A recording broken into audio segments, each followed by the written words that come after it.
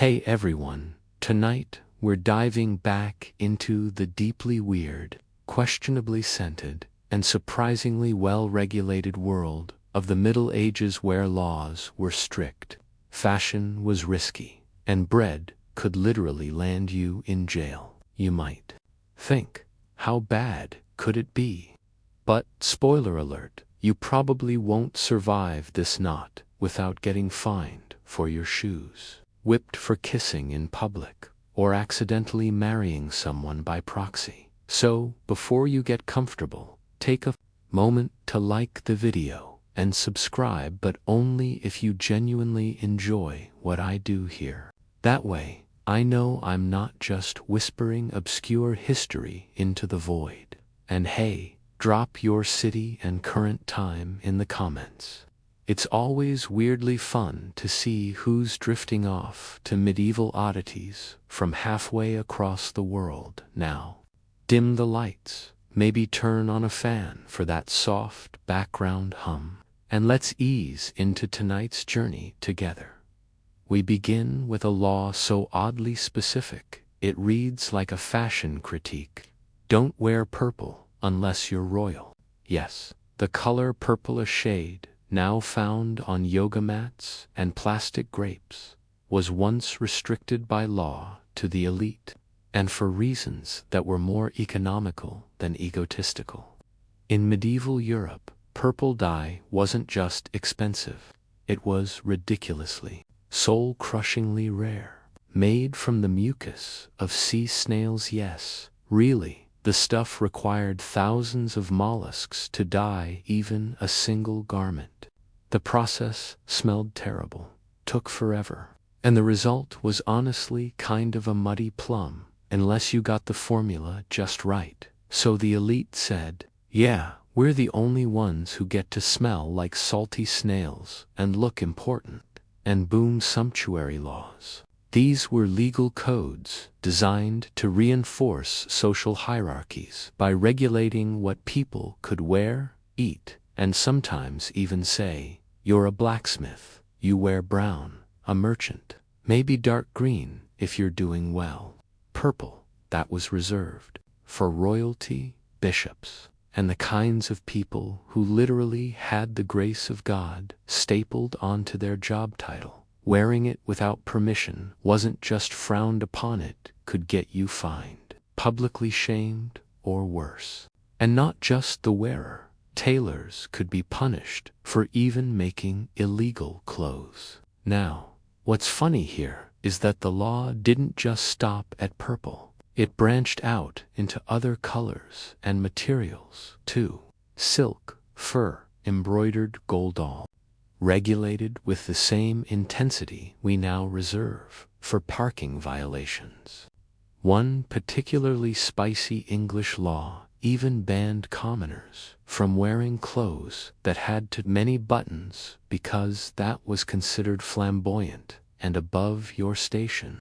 So, if you were a peasant rocking a tunic with extra flair, you might as well have been cosplaying as royalty, and that didn't go over well. Here's the quirky bit. Some of the most well-known rebels of the time broke these fashion laws on purpose just to show off. One famous example, Edward IV of England, who wore Italian-inspired velvet and fur-lined capes that flaunted the very laws he helped enforce. That's like writing parking tickets all day, then double parking your gold carriage outside the castle for fun. And people noticed.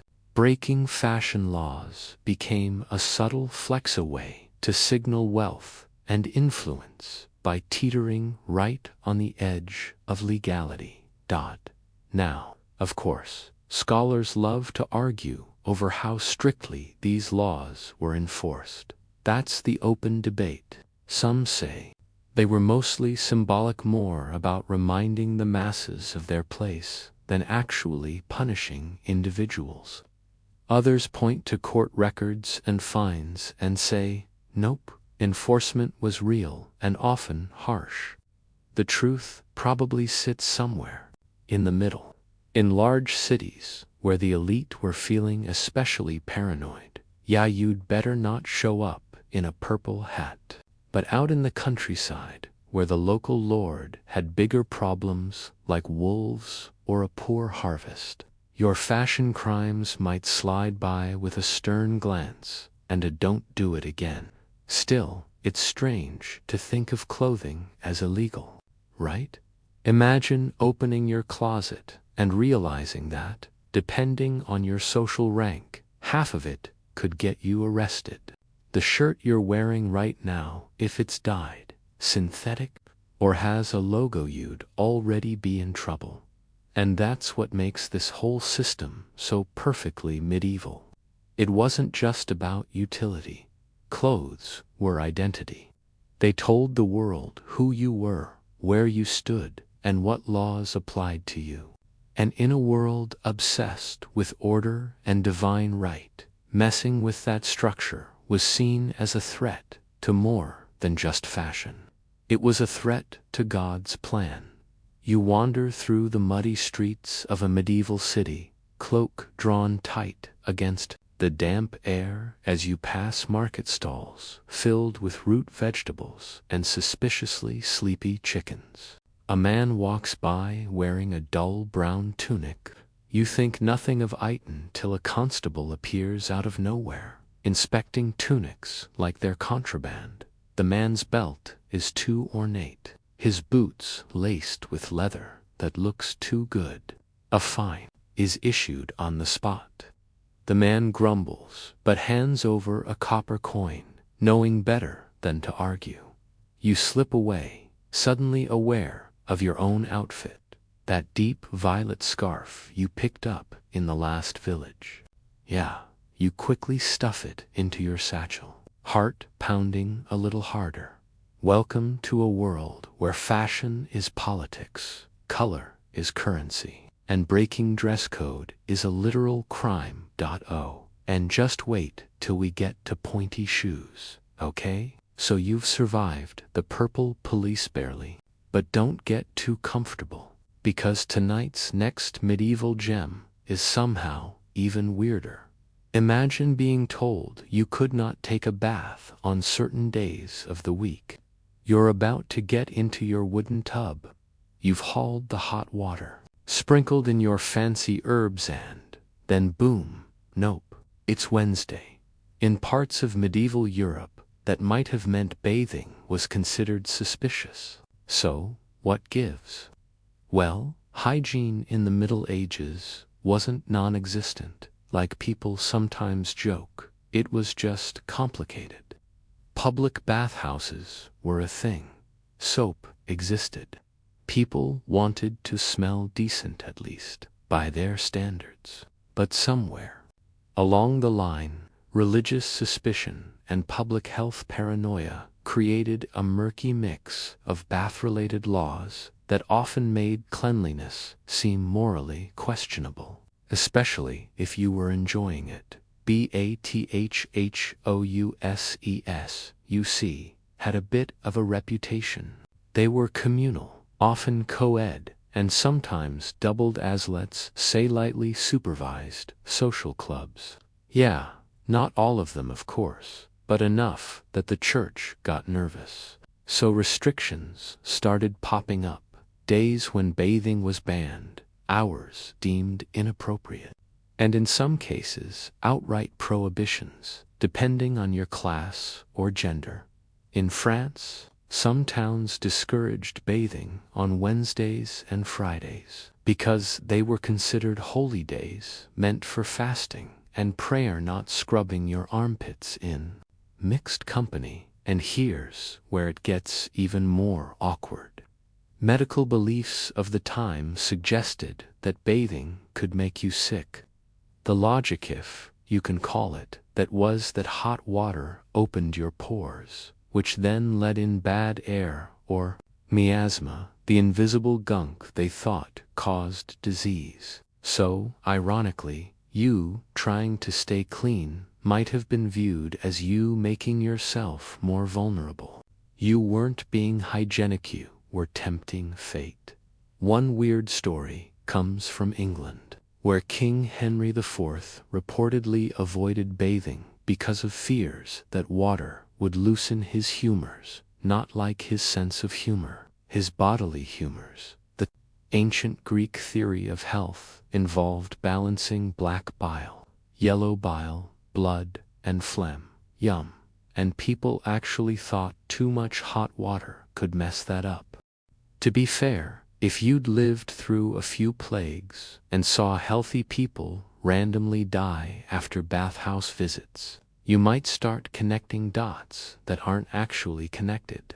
To be fair, not all bath-related laws were meant to ruin your skincare routine. Some had decent intentions, especially in big cities, where shared bathhouses could become breeding grounds for disease if not cleaned properly. A few towns required bathhouse owners to dump and replace water daily or face fines. Others banned sick people from entering public tubs altogether, which honestly feels reasonable. But then came the side laws. One town in Bohemia where you weren't allowed to bathe at all during Lent because it was considered indulgent. And yes, some areas even fined people for bathing at night when it was harder to supervise what else might be going on behind those steamy walls. Here's a weird one. In parts of 14th century Germany, it was actually a punishable offense to heat bathwater too hot. The logic: steam encouraged lascivious behavior. So yes, medieval lawmakers were out here rating water temperature on the sign scale. Lukewarm, you're fine. Hot and steam, you're probably summoning the devil. The quirky twist: some monasteries actually kept strict bathing schedules for monks, not daily, but structured and documented. One particularly meticulous abbey had a rule allowing monks for baths per year, unless they were sick or had traveled more than 20 leagues. At that point, you could squeeze in a bonus wash. Congratulations, you earned it. Now for the scholarly debate. Were people actually dirtier than we imagine? Or is that a myth? Historians argue over this constantly. The filthy, medieval peasant stereotype probably comes more from Victorian-era bias than from actual fact. Archaeological evidence shows that many people did wash regularly, especially in warm months, and especially if they had access to a river or public bath. Soap made from animal fat and ash was commonly used, even traded. But yaff, you were dirt poor, living in a thatched hut with no well nearby. You were probably a little crunchy. Still, the idea that medieval folks just never bathed is a bit overcooked.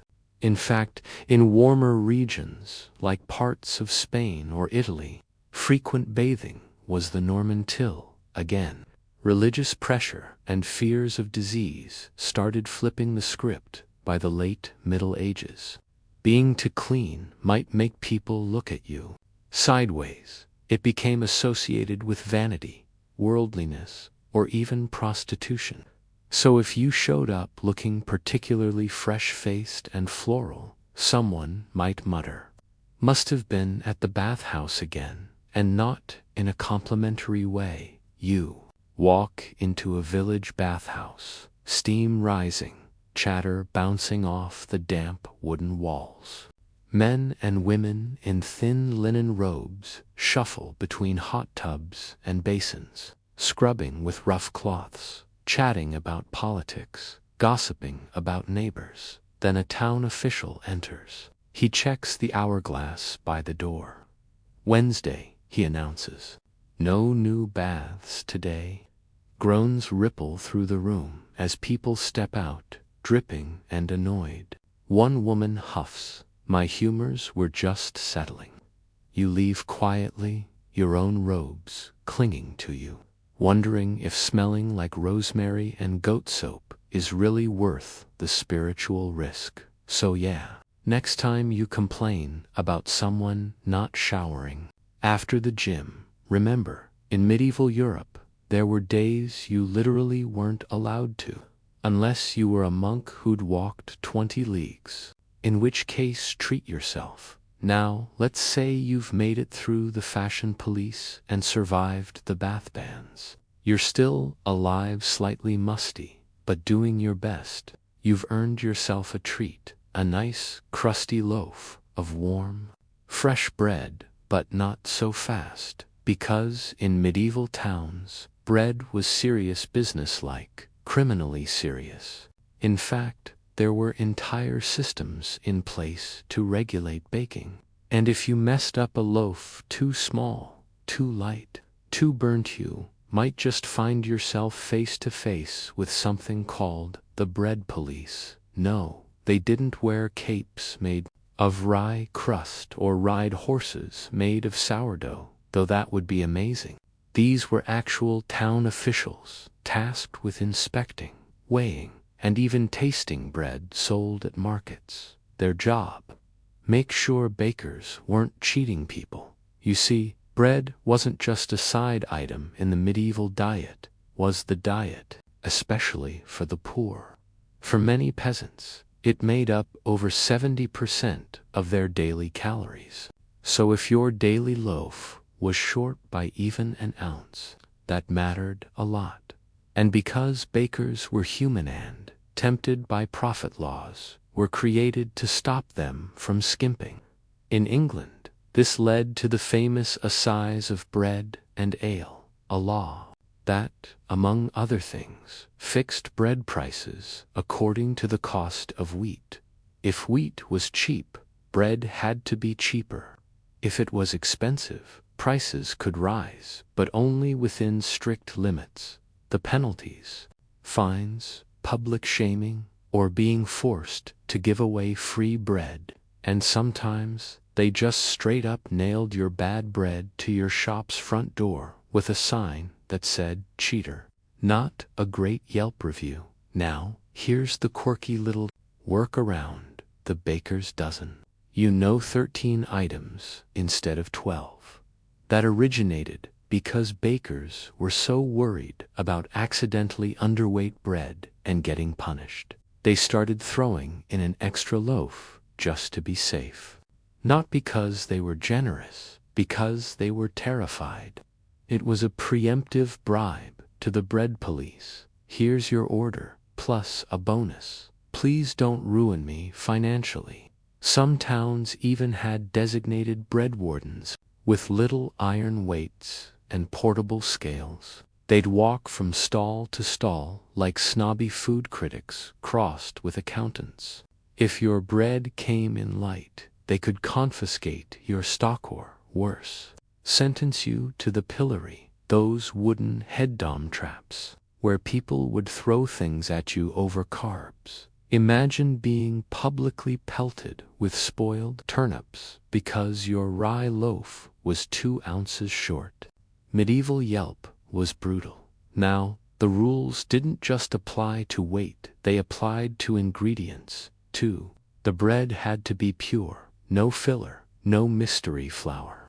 Some bakers would try sneaky things like cutting their wheat flour with ground beans or chalk to stretch their supply, which was shockingly not great for anyone eating it. If they got caught, they'd be banned from baking for life, for made to eat their own bad bread in front of a jeering crowd. One famous case in France involved a baker who added powdered bone to stretch his flour and ended up, well, let's just say he got very acquainted with the local dungeon.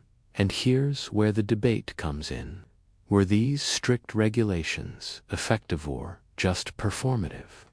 Some scholars argue that most towns couldn't actually enforce bread laws consistently, especially during famine or war. A lot depended on whether the local lord was paying attention. In lean times, regulations were sometimes relaxed and people knew they were being cheated, but accepted it because, hey, bad bread is better than no bread. Others point out that detailed town records show regular inspections, consistent fines, and a pretty intense paper trail. So maybe enforcement was real and the baker's dozen wasn't just tradition. It was a necessity for survival in the crusty underworld of medieval law. One particularly grim but true example. In 1266, during a period of food scarcity in London, multiple bakers were publicly executed for selling underweight loaves. Executed for bread. It sends a very clear message. Mess with carbs, and we mess with you. You walk into the medieval marketplace, drawn by the smell of fresh bread wafting from a timber-framed stall. The baker, a stout woman with flour streaks on her cheeks, hands you a loaf with a practiced smile as you turn it in your hands. A man in a dark cloak appears beside you. He's not shopping, he's inspecting. He takes the loaf from you, sets it on a scale he pulls from his pouch, and waits. Everyone around the stall holds their breath. It's light by half an ounce. The baker's face goes pale. The inspector raises an eyebrow and scribbles something on a parchment. Docket, half ounce, he says flatly. The woman nods, already setting aside 6 loaves to be given to the poor as penalty. The inspector vanishes back into the crowd like bread-themed Batman. You hold your loaf closer, suddenly aware that it might be the most law-abiding thing you'll eat all week. Oh, and just wait till we get to ale. If you thought bread was heavily policed, alcohol in the Middle Ages was under an entirely different league of scrutiny. But let's not get ahead of ourselves. We still have curfews to break and shoes to measure. Still, next time someone hands you a baker's dozen and says, just a little extra, now you know that humble bonus bun isn't just kindness, it's survival. So let's say you've dodged the bread police, snuck in a weekday bath without divine retribution, and resisted the seductive pull of royal purple. You might think you've earned yourself a peaceful night, maybe sit by the fire, sip some ale, drift off to the sounds of horses clomping and distant lute music. But no, because, guess what? It's curfew. And in many medieval towns, curfew wasn't just your mom yelling down the stairs. It was an actual law enforced by bells, fines, and a weird obsession with making sure people went to bed at a godly hour.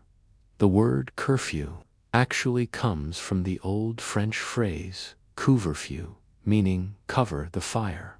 And no, that's not poetic, it's incredibly literal.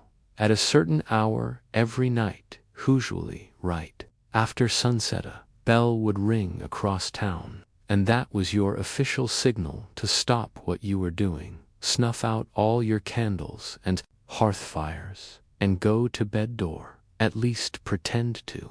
This wasn't just about keeping people out of trouble. It was about fire prevention.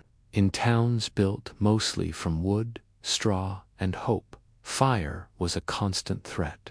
One poorly maintained fireplace, one candle knocked over by a dog, and boom, your whole street goes up like kindling. So curfew wasn't just about controlling people, it was about controlling flames. After the bell rang, no one was supposed to keep open flames going unless they had a good reason. And yes, someone might knock on your door to check. The curfew bell itself became a kind of public timekeeper. Most people didn't have clocks, obviously, so the bell was how they knew it was officially time to call it a day. In larger towns, it might be rung from the church tower or a city gatehouse, and it had a very distinctive tone. Low, slow, ominous. Not the peppy ding-dong of a happy church bell, more like, go inside or else. And here's the funny twist. Curfew didn't just tell you when to go to bed. In many places, it also told you when it was safe to start your fire again the next morning. Yeah, there was a wake-up bell. It was like being in the world's least fun summer camp, where someone controlled your fire privileges, and the punishment for breaking the rules was occasionally very serious. In some towns, fines were handed out for any visible smoke after the evening bell. In others, repeat offenders could be imprisoned or lose their trading license. The quirky bit: in certain towns, wealthy citizens could pay for a fire permit, which allowed them to keep a small flame going after hours. These permits were rare, expensive, and definitely a flex. If your neighbors saw a faint glow from your windows at midnight, they might mutter, "RH folk with their midnight soup." It was a class thing, because of course it was. Even bedtime had a hierarchy, and now, of course, we arrive at the scholarly debate. How strictly was curfew enforced? As with many medieval laws, enforcement varied wildly. In some well-organized towns, night watchmen patrolled the streets specifically to enforce curfew, peeking into windows, sniffing for smoke, or literally listening for the telltale crackle of an illicit flame. In smaller or poorer villages, curfew might have been more symbolic, something people nodded at, but didn't follow too closely, unless someone got caught or something caught fire. But there are records, town ordinances, guild regulations, court documents that mention curfews with all the seriousness of a tax audit. One 13th century London record even lists a man fined for tending his fire past the second beeland, another for loitering in the square without lantern nor purpose. Imagine getting legally roasted for just vibing. Still, curfew wasn't always a punishment. Some saw it as a mercy. The world outside your door at night, not ideal. No street lamps, no police force. Sound a pretty solid chance that if you wandered too far from home, you'd meet a stray dog, a bored thief, or a literal wandering pig, which were known to attack people. Not exactly nightlife worth staying up for. You're in a small English town. As the sun sets, the light shifts from amber to dull gray, and you hear it, that deep, resonant bell echoing from the church tower. Around you, market stalls start closing. People hurry down cobbled alleys. Shutters bang shut, and a faint whisper of smoke rises from dozens of chimneys. One last time before the fires are covered. A boy with a cart full of ash scoops trundles past, and an older woman leans out of her door to remind you no lights. After the bell, lovin' lest you fancy the stocks, you duck into your inn just as the final toll rings out. The mood changes. Streets go quiet, and somewhere outside, a watchman clinks along in his armor, lantern swinging, eyes peeled for rebels with soup pots. Of course, as with many medieval laws, there were always those who found a way to bend the rules. Innkeepers might keep the kitchen fires going longer if they had guests from out of town. Smiths sometimes got emergency permits to work at night if a lord's horse threw a shoe dot, and the clergy, oh, they could burn candles all night for prayers. Was it always for prayer? Let's just say there are letters that suggest otherwise. Still, the curfew bell rang every single night for centuries. In some towns, you can still hear it today, though now it's mostly ceremonial. A quaint little nod to a time when fire, fear, and bedtime were all managed by one ominous sound echoing through the rooftops. So next time you stay up too late, scrolling your phone, think about medieval curfew. No glowing screens, just a law telling you to smother your hearth, hide your candles, and be grateful you weren't rich enough to need soup after dark. So after surviving the bedtime bell and slipping off to sleep before the town watch caught a whiff of your midnight stew, you wake up ready to tackle a brand new day in medieval life. Maybe today's the day you make some money, flirt a little at the market, or finally try that mysterious meat pie. But if it's Sunday, well, bad luck, because there's a whole new set of rules waiting to slam the brakes on whatever fun you had planned. And if you happen to be a butcher, congratulations, you're absolutely not allowed to work today, because medieval people were very serious about their weekends, or at least one particular day of the week when God was supposedly watching extra closely. Now, keep in mind this was long before the concept of a 5-day work week or a lazy Sunday brunch. You worked when there was work to be done and rested only when your body or the weather forced you to. But then came the Sabbath, laws deeply rooted in Christian doctrine and interpreted by medieval governments in increasingly intense and, let's be honest, sometimes hilariously specific ways. Chief among them, Sunday was the Lord's Day, which meant no unnecessary labor and definitely no chopping up carcasses. Butchers, in particular, got called out a lot. Why? Well, their work was messy, public, and involved a whole lot of visible blood, not exactly the kind of thing the church wanted people witnessing on a day dedicated to spiritual cleanliness. Plus, the sound of cleavers smacking into bone and the smell of boiling tallow didn't exactly set the mood for prayer. So, in many towns, local laws strictly prohibited butchers from operating on Sundays. No slaughtering, no selling, no nothing. Violations meant fines, suspension of licenses, or, in more extreme cases, having your tools publicly confiscated.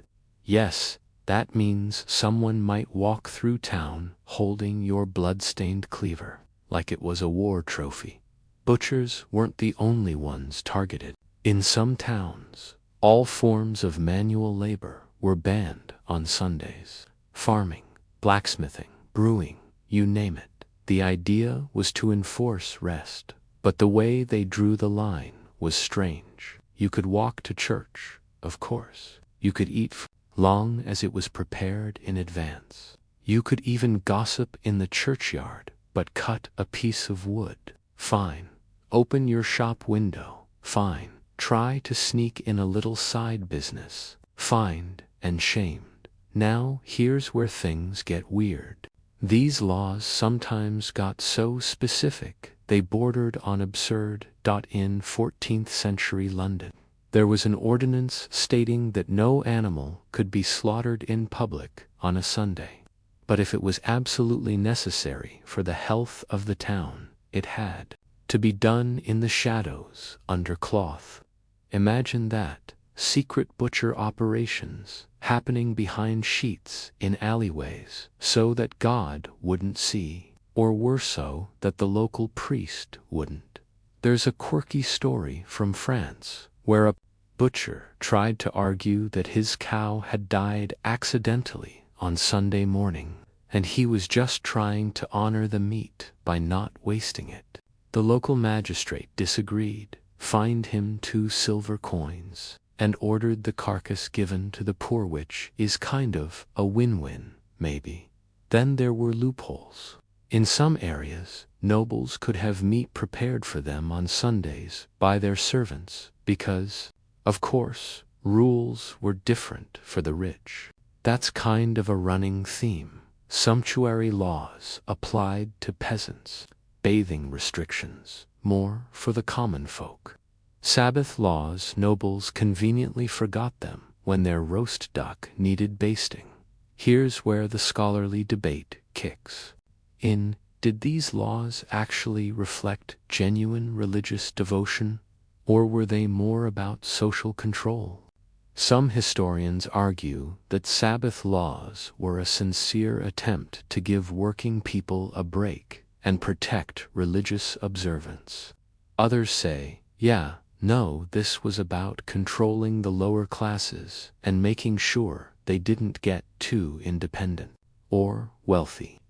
Because think about it, if only certain trades are forced to close on certain days, it changes who gets ahead economically. Sunday off sounds nice till you realize it means you lose a day of profit, while the noble across the street just paid someone else to keep the gravy flowing. One interesting fact: Sabbath laws actually evolved over time and got stricter in some places as urban centers grew. As towns became more crowded, church leaders became more anxious about worldly distractions. So laws that had once simply asked for rest started demanding silence, banning music, dancing, even public laughter. Imagine being fined for giggling too loud on a Sunday. It happened. A man in York was once cited for indecent mirth outside the cathedral. That's right, he laughed wrong. You find yourself in a bustling Saturday market, meat stalls, crowded with shoppers. The butcher, an old man with arms like hams, wipes his blade and says, "Better get your beef today, friend. Tomorrow's the Lord's Day." You nod, pick out a salted cut, and glance at a sign nailed to the stall. No sale on Sundays by order of the town council. Sunday morning rolls around. The streets are quiet. The smell of incense wafts from the church.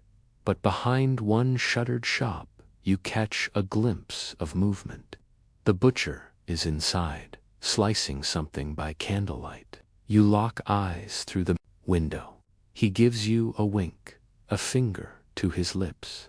This is meat on the black market. And so Sundays in medieval towns weren't always peaceful. They were tense, a day of surveillance, of whisper. Broke the rules, you'd better hope your neighbors liked you enough not to snitch. So the next time you bite into a Sunday roast, remember that somewhere in 13th century Europe, a butcher probably risked public shame and divine wrath just so someone like you could enjoy a lamb shank while pretending to nap through church. All right, Tuve now survived Sabbath meat bans, dodged curfews, and learned that bread and bathwater both came with legal disclaimers. But let's say you've got someone special in your life. You're not wearing purple, you're keeping your shoes modest, and you finally got enough coin to take your sweetheart on a scenic stroll through the market square. Maybe a little hand-holding, a shy smile, and wait, did you just kiss in public? Yeah. Well, congratulations. You might have just broken the law. Because in some medieval towns, public displays of affection were flat out illegal. And it didn't matter if you were deeply in love, betrothed, or even married. The reasoning, morality, more precisely, the appearance of morality. The church wasn't just concerned with what you were doing behind closed doors. They were deeply invested in how you behaved in public, because outward behavior, they believed, reflected inward purity. So, if you were locking lips in front of the candle shop, that wasn't romantic, it was scandalous. And laws existed to curb it. In some places, these rules were baked into the town ordinances. No kissing in public, no suggestive touching, and definitely no lingering stares that went on too long. Sounds ridiculous now, but back then, It was part of a much larger system of behavioral control. You were expected to act with restraint, decency, and an ever-present awareness that God, or at least a very nosy neighbor, was watching, and it wasn't just the church wagging its finger.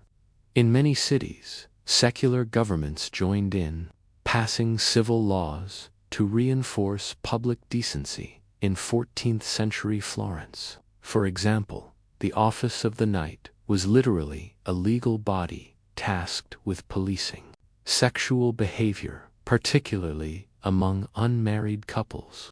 These guys were out at night, watching alleyways, listening through windows, and absolutely ready to drag someone into court for inappropriate behavior. Can you imagine being hauled into a courtroom for kissing your fiancée too enthusiastically because it happened frequently? Now, before you think this was all about religious uptightness, let's look at the quirky economic angle. In certain areas, public kissing was associated with courting rituals, and courting rituals came with expectations, mostly financial ones. A kiss wasn't just a kiss. It was a declaration of intent. It implied engagement, and if you gave that impression and then didn't follow through with marriage, you could be accused of fraud.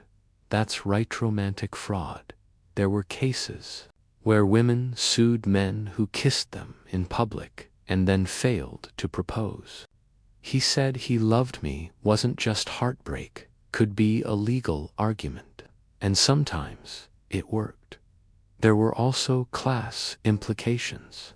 The nobility could get away with a little flirtation, maybe a hidden kiss in a corridor, maybe a dramatic hand kiss at a feast, but for commoners, PDA was often punished harshly if it crossed class lines. A noble kissing a servant in public, that would cause a scandal. A servant kissing a noble, that could lead to public punishment, whipping, fines, or exile. Because, in their minds, romance wasn't just about feelings, it was about order. And kissing outside your station was like trying to wear silk when you belonged in wool, a social offense, and a legal one. Let's not forget the open, scholarly debate here. Were these laws enforced consistently, or were they mostly performative? Scare tactics. Some historians argue that a lot of PDA laws were symbolic, meant to reinforce ideals of purity and morality, more than to catch actual offenders. Others point to detailed court records that show real people being fined, punished, and shamed for public affection. In one German city, a man was put in the pillory for embracing his betrothed too boldly in the daylight, which sounds like an awkward wedding toast waiting to happen. And then there's the case of reverse enforcement, where a couple was expected to show affection as proof of legitimate marriage. In a few parts of rural England, local tradition required newlyweds to kiss in front of the entire village as proof that the marriage had been consummated, or was at least heading that way. So, imagine spending years trying not to kiss in public hand, then suddenly being forced to do it while old women throw rice at you and someone plays a lute off-key. You find yourself in a bustling medieval square. Bakers shout, pigs trot freely underfoot, and music plays from a nearby tavern. Your hand brushes the hand of someone you like. You glance around, no priests in sight, no watchmen's, no market noise, and the smell of spiced apples. You lean in, kiss them softly, and for a moment, it's perfect. Then you hear a cough. Behind you stands a town official, arms crossed, with a fine parchment already half filled. "That'll be 2 copper for inappropriate conduct," he says, not even looking up. The couple next to you gasps, but they're married, someone whispers, "Doesn't matter," comes the reply. The law is the land today. The law has no chill. Now, here's a juicy little twist. Some of these rules evolved directly from earlier Roman law, which had similar regulations around public behavior and morality. The idea that love should be private, modest, and controlled had been floating around for centuries. But in the Middle Ages, with religion running the show, that idea got a whole lot louder. Priests preached against unseemly displays and warned that even innocent touch could awaken sinful thoughts. And let's not even get into what they thought about dancing. That's coming up soon, don't worry. But what does this tell us about the time? It tells us that love wasn't just personal, it was political, spiritual, and public, and that even something as simple as a kiss had layers of meaning. It could be a promise, a scandal, or a Cindy, depending on who was watching. So yeah, you ever felt awkward about PDA at your high school prom? Imagine doing it in a world where someone might literally drag you to court for it. Love was dangerous. Romance was risky. And medieval couples, they had to be sneakier than most. All right, so now you know that in the Middle Ages, even love had legal limits and every kiss could come with a side of paperwork. But what if instead of flirting in the marketplace, you prefer to spend your time with your nose in a book learning Latin and maybe trying to write something clever in the margins with a quill that smells faintly of goat? Well, good for you, except be careful. Because in some parts of medieval Europe, speaking Latin without permission was basically asking for trouble. That's right. The language of scholars, monks, and holy rites of flimits to just any random peasant. If you didn't have the right credentials, using Latin could get you fined, shunned, or accused of pretending to be something you weren't. Let's get into the why. Latin was, at this point in history, the language of power. It was used in religious services, legal documents, medicine, science, philosophy, all the good stuff. If you could speak or write in Latin, it signaled that you had education, access, and likely belonged to the clergy or the intellectual elite. It was like having a graduate degree that also gave you the keys to every library and courtroom in Europe. And if you didn't belong to that group but tried to act like you did, you were crossing a very serious line. In some regions especially, where universities and monastic schools held swaying Latin, without being a cleric or academic, was seen as a kind of social fraud. Think of it like crashing a fancy dinner party in a tuxedo you borrowed from your cousin. You might look the part, but if someone catches on, you're getting kicked out. In fact, there are records of people being banned from speaking Latin in public if they weren't of the cloth. Sometimes these rules were written down. Other times they were just understood, a kind of social minefield for anyone too curious with a tongue too sharp. Why so protective? Well, Latin wasn't just a language. It was gatekeeping in verbal form. It kept outsiders out of important conversations, legal proceedings, and theological debates. If you couldn't understand it, you couldn't participate. And that was very much the point. Most people spoke the local vernacular, English, French, German, Flemish, whatever. Latin was a different world. A cleric could read a will aloud at a funeral, and no one would question a word of Etivin if he was sneaking in a clause that gave the church an extra cow. Here's the quirky fact of the day.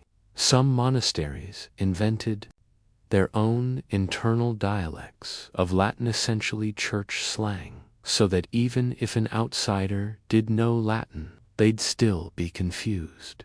It was like Pig Latin, but with more judgment. These altered forms were often used in internal documents or whispered during disciplinary meetings, just to make sure Brother Thomas didn't leak gossip to the stable boys. Even stranger, there were moments in history where women were explicitly banned from learning Latin in certain schools or monasteries. The reasoning that women couldn't be trusted with a language that gave them access to philosophical and religious texts, which, to be clear, is a weird and uncomfortable way of admitting Latin was powerful. So powerful, in fact, that it had to be protected, like a medieval nuclear code. Now, for the scholarly debate, was this all formalized or more of a social taboo? Some researchers argue that there weren't many written laws explicitly banning non-clergy from speaking Latin. It was more of an enforced cultural rule, kind of know-your-place system, policed not by the state, but by social scorn. Others point to a few town charters, and so, like many things in medieval law, it was probably a bit of both. Some rules written down, others carved deep into custom. It gets even more tangled when you bring in the wandering scholars, young men who had some university training but no money, no degree, and way too much time. These guys would drift from town to town, quoting Latin poetry in taverns to impress girls or scamming locals by pretending to be messengers from bishops. They were seen as dangerous, not because they were violent, but because they had words, knowledge, and in a world where the majority couldn't read their own names, that was power. Scrawny guys with ink-stained fingers could be as threatening as armored knights depending on what came out of their mouths. You find yourself walking through a university town, its narrow, cobbled streets lined with dusty bookshops and ink-streaked students. You hear a young man reciting Latin aloud in the square, his gestures theatrical, his tone exaggerated. A small crowd gathers. Some laugh, others murmur disapproval. A priest crosses his arms nearby, frowning. "Who is your master?" he asks the boy. "Who gave you license to speak like that?" The student bows mockingly. "Virgil," he says, and perhaps a bit of Cicero. That earns him a very stern lecture on the importance of humility and knowing one's place in the shadows. A scribe watches silently. He knows the Latin was flawless, but that doesn't matter here. Eventually, Latin did become more accessibilist as the Renaissance unfolded and printing presses exploded across Europe. But in the thick of the Middle Ages, it was cloaked in ritual and control. Even if you taught yourself the words, you hadn't earned the right to use them. And the people who decided whether you had that right, yeah, they were the ones already speaking it fluently. So next time you try to impress someone with your old high school Latin carpe diem, or whatever, just remember, once upon a time, those two little words might have landed you a fine, a lecture, or a solid shove out of the room. In the medieval world, it wasn't just what you said, it was who you were allowed to be while saying it. So, after carefully avoiding forbidden languages and making sure your Latin recitations don't offend the nearest monk, you stroll back to your cottage or maybe your workshop, feeling confident. But just as you're passing by a blacksmith stall, your eye catches something strange. A man being harassed not for stealing, not for swearing, not even for kissing someone in public, but for his shoes. More specifically, because the toes of his shoes are too pointy. Yes, you heard that right. In medieval Europe, there were actual laws that regulated the shape of your footwear. And if your shoe curled too far past your actual toes, you could get fined, mocked, or even banned from certain buildings. Welcome to the utterly ridiculous, but also totally real pointy shoe crisis. Let's take a little step back, maybe a dainty toe. Forward to France. Around the 14th century, a fashion trend swept across Europe, the poulain, also known as the Krakow shoe. These were long, narrow shoes with extended curved toes that sometimes reached up to 2 feet beyond the actual foot. They started with the nobility, of course, because who else would turn walking into a balancing act for the sake of looking fabulous? But soon, like all good trends, the style trickled down to the merchant class and then even lower. Suddenly, peasants were hobbling around in curly-toed monstrosities that served no functional purpose but made you look just a bit more like a prince.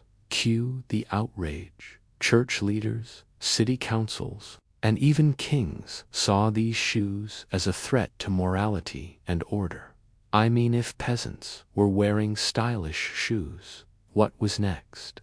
Gold belts, flavored bread, dogs in hats, the horror dots. So laws were passed, sumptuary laws, the same types that restricted fabrics and colors, but this time aimed directly at your toes. In 1463, for example, King Edward IV of England passed a decree that limited the length of shoe points to 2 inches for commoners. Only nobles of high rank were allowed to wear poulains with longer tips, and even then, they had to be careful not to go full clown mode.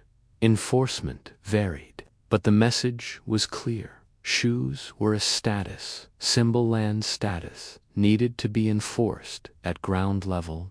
Now, here's the quirky side of the story. The longer the shoe, the more impractical it became.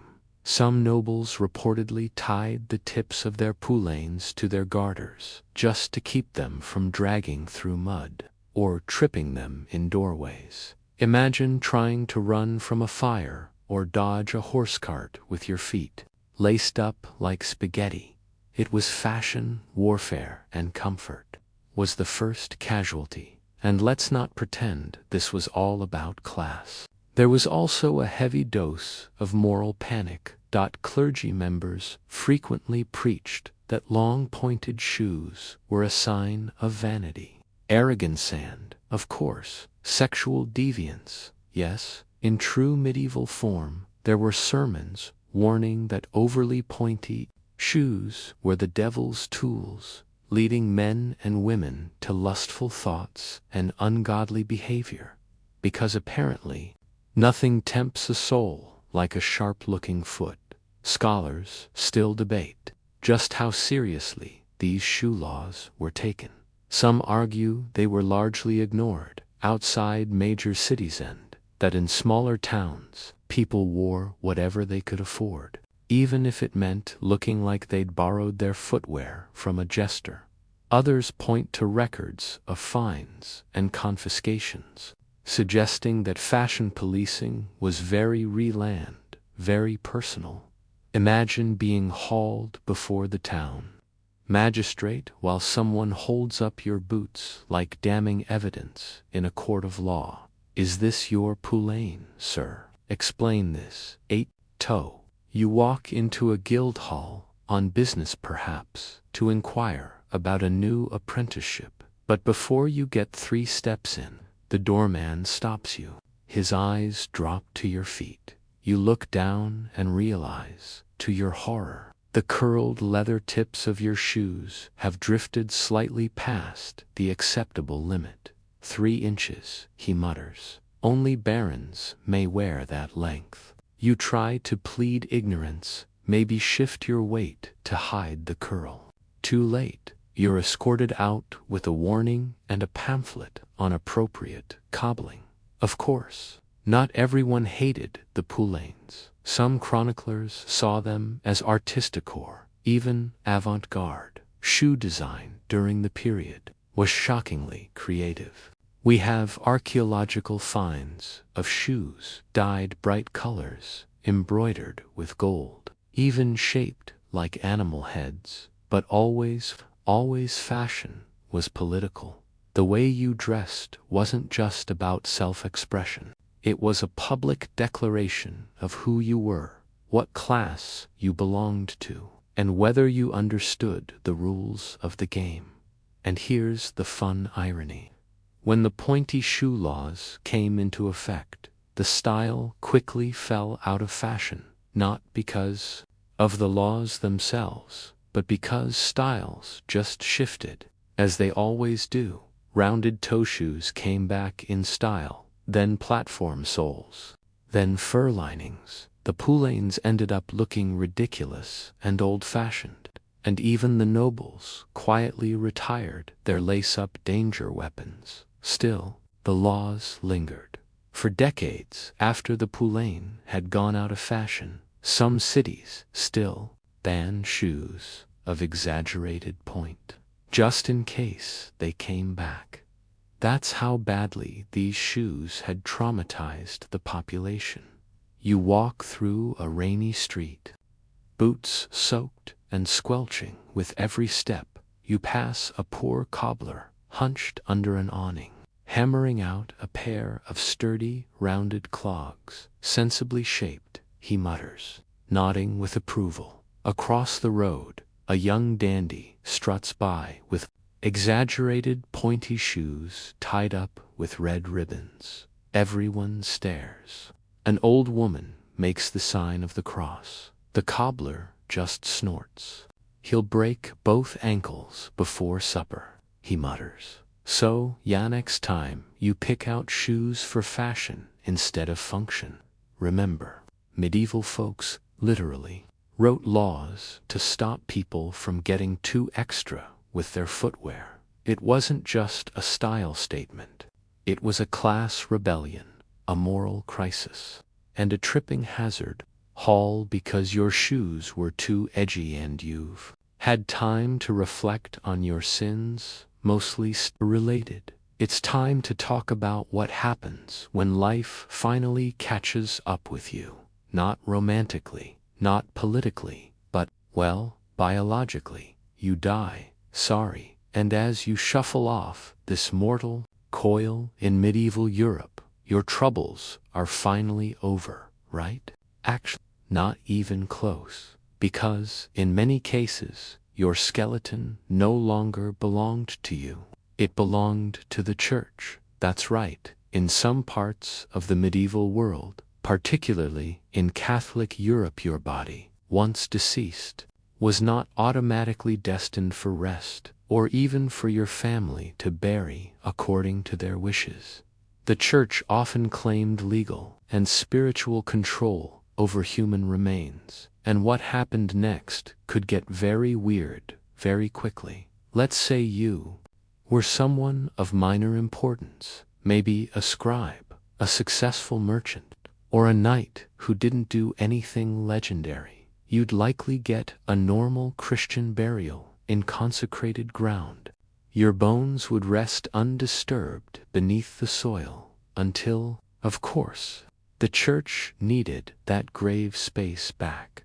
Grave plots in crowded towns weren't infinite, and bones were often exhumed to make room for newer, more recently deceased residents.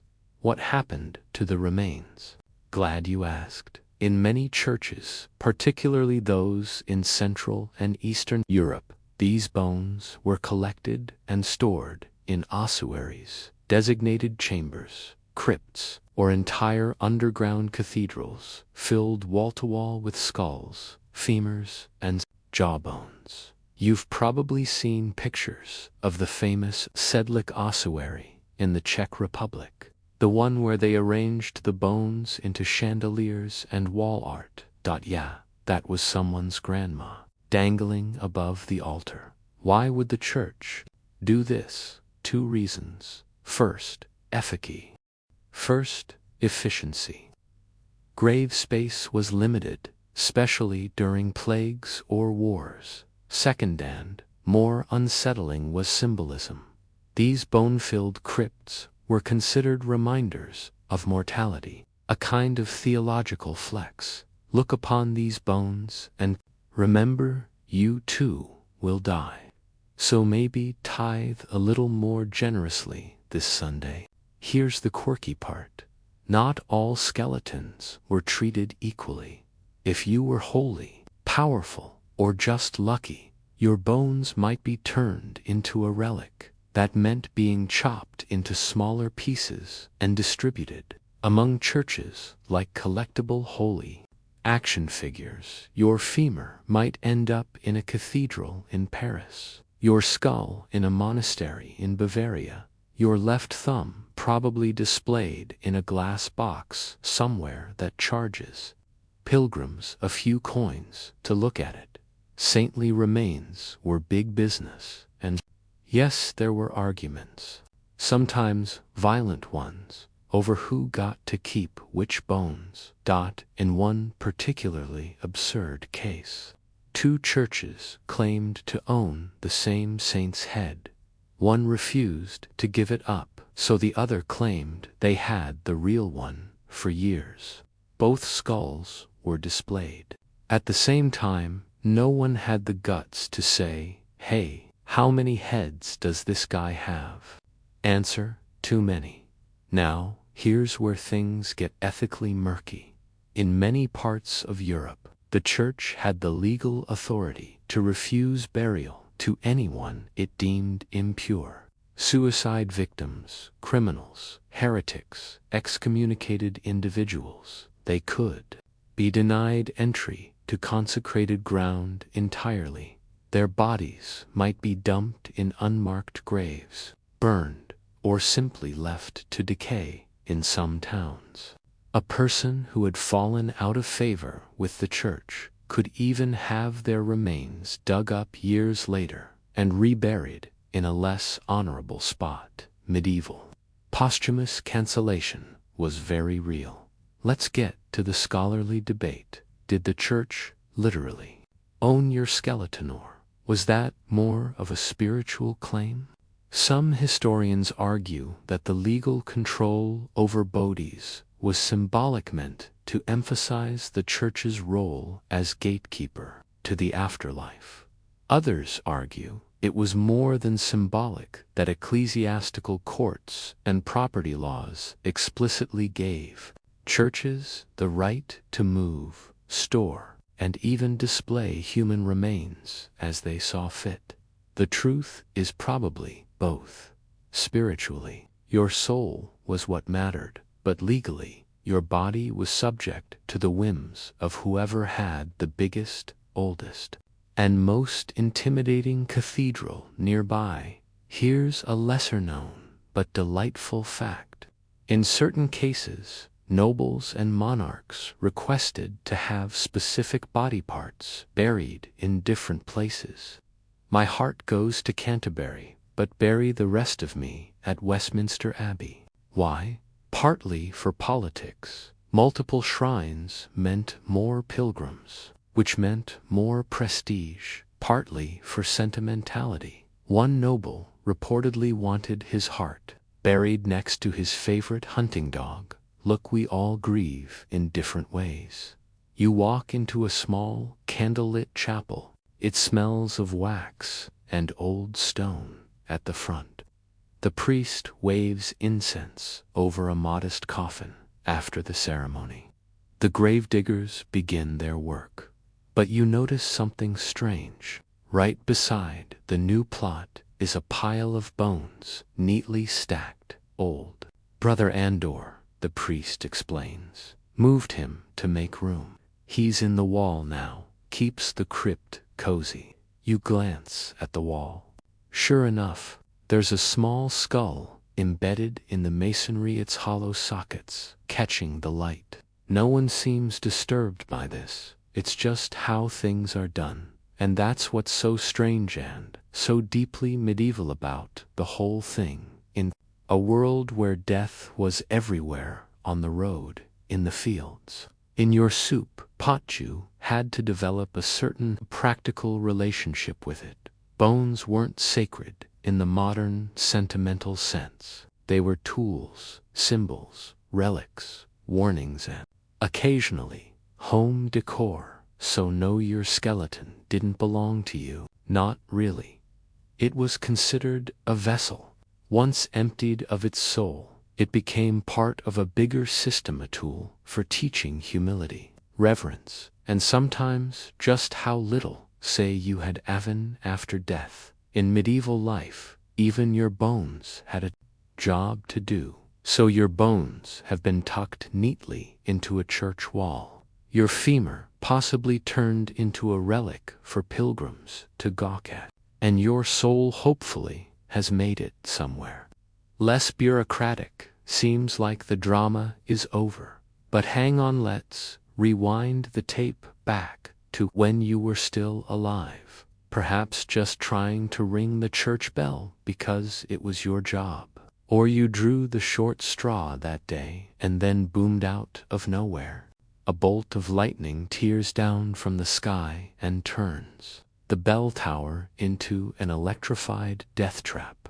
Welcome to the bizarre and very real world of medieval fear surrounding bell ringing during thunderstorms and the laws created to stop people from doing exactly that. It sounds wild, but people genuinely believed for centuries that ringing church bells during storms would scare away evil spirits, especially the kind that rode in on thunder and lightning.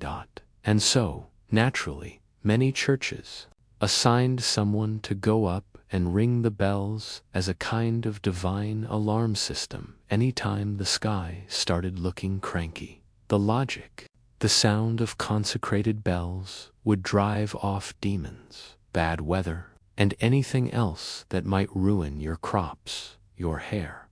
But here's the twist: metal bell towers plus elevated structures plus stormy weather equals lightning magnets, and the results were as gruesome as they were predictable. Bell ringers, often young apprentices or unlucky sacristans, were struck and killed during storms. Not once or twice, we're talking dozens, even hundreds of documented cases in France alone. It's estimated that more than 100 bell ringers were killed by lightning between the 12th and 18th centuries. And it wasn't just the bell ringers. Entire towers caught fire, roofs caved in. Sometimes the bells themselves cracked from the sheer heat and force of the strikes. Eventually, even the most stubborn bishops started to put two and two together and realized maybe God didn't want people ringing giant metal instruments at the exact moment he was throwing bolts around. This led to a slow but steady shift in church policy. By the 18th century, ringing bells during storms had been banned outright in many regions. But back in the high medieval period, it was still a heated debate. You had traditionalists who insisted the bells had to be rung no matter what. The storm is happening because the bells weren't rung early enough. Others, slightly more scientifically minded, or just tired of burying charred apprentices, started arguing for restraint. Here's the quirky side note: some towns developed special non-metallic bell ropes or lightning rituals to help protect the ringer. A few even blessed the bell ropes with holy water or hung small relics around the belfry to guard the space. This is like putting garlic around your Wi-Fi router and hoping it keeps the malware away. The intent was pure, the science, not so much. There's also the ongoing scholarly debate. Did people genuinely believe bells could fight storms? Or was this more symbolic a way of expressing communal anxiety during dangerous weather? Some historians argue bell ringing was more about social cohesion. When a storm hit, Hearing those bells meant you weren't alone. It was sonic reassurance that the community was doing something. Others point to theological tracts that genuinely believed bells had spiritual power. After all, many bells were cast with Latin inscriptions, invoking divine protection and were often baptized before use. Yes, bells were given names, baptized with holy water, and treated as semi-living religious objects. You find yourself standing in a small, medieval village, dark clouds rolling in overhead. The sky rumbles ominously inside the church. An older man nervously looks up at the tower. Go ring the bells, the priest orders a young apprentice. The boy hesitates. It's lightning out, he whispers. The priest shoves a blessed medallion into the boy's hand and pushes him toward the narrow, creaking staircase. You watch as he climbs one step at a time up toward the dark, thunderlit rafters. The bell begins to toll, one chime, two, then a flash, a sound like the world cracking open. The bell rope snaps. The tower goes silent. No one speaks. They all just stare at the scorched rope and the tiny line of smoke curling up from the belfry window. After enough incidents like that, local councils started quietly changing their rules. Some towns banned bell ringing during active sky disturbance. Others started building lightning rods, a practice that took a while to catch on, but eventually saved lives. Of course, the first people to propose it were accused of interfering with divine will because, obviously, protecting your tower from lightning means you don't trust God to aim properly. Still, it was progress, and by the late medieval period, some parishes had finally acknowledged that maybe ringing bells wasn't going to stop a storm, but it might stop a few more funerals. You want another weird detail? The fear of lightning extended to church bells themselves. People believed that bells cracked by lightning were cursed on. Sometimes they were buried, melted down, or hung upside down in fields as a warning. One bell in northern Germany was cracked during a storm and then chained to the floor of the church crypt, just in case it decided to call the storm back. So the next time you hear a thunderclap and instinctively reach for your weather app, take a moment to appreciate that in the Middle Ages, someone would have been sprinting to the bell tower to whack a 900-pound bronze drum and pray they didn't fry mid-prayer. It wasn't superstition to them. It was faith. It was duty. It was terrifying. And in a world where so little could be controlled, the idea that a ringing bell could hold back the sky, that was a comfort worth dying for. All right. So you've survived the bread inspectors, the bath bans, the kissing curfews, the skeleton bureaucracy, and of course, the unfortunate lightning-related bell tower incident. By now you might be thinking, there, forest was seen as a kind of royal inheritance, especially in England after the Norman conquest. And the Normans took forest law very seriously. Here's how it worked. If land was declared a royal forest, that didn't mean it was full of pine trees. It just meant the king had exclusive rights to hunt, especially for big-ticket animals, like deer and wild boar. And if you, a humble peasant, got caught chasing a rabbit, picking a flower, or gathering firewood in one of these areas, you could be charged with poaching, fined heavily, or worse. And by worse, I mean blinding or death, depending on how generous the sheriff was feeling that day. There are actual recorded cases where people were mutilated or hanged for hunting game in protected woods, not because they were rebels, not because they were violent, just because they were hungry. Think about that. Imagine your kids are starving. You trap a deer and suddenly you're being dragged to court for it. Forest law wasn't just about conservation. It was about power. Now, here's the quirky bit. These forest animals had legal personhood in some regions. Deer, for example, were considered beasts of the chase, and killing one unlawfully was not unlike killing a nobleman's prized warhorse. They were sacred in a strange, bureaucratic way, and since only nobles had the legal right to hunt them, they became a kind of walking status symbol. If you had a hunting license, it wasn't just for sport, it was proof that you were elite. And don't even think about trying to look the part. Wearing hunting gear, especially boots, cloaks, or hoods in certain colors, was itself considered suspicious.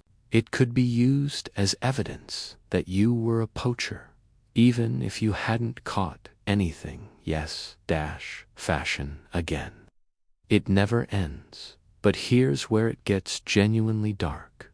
Forest law wasn't enforced by friendly park rangers. It was carried out by officials like the verderers and foresters who patrolled the woods, collected fines, and organized public trials, sometimes held right in the middle of the forest.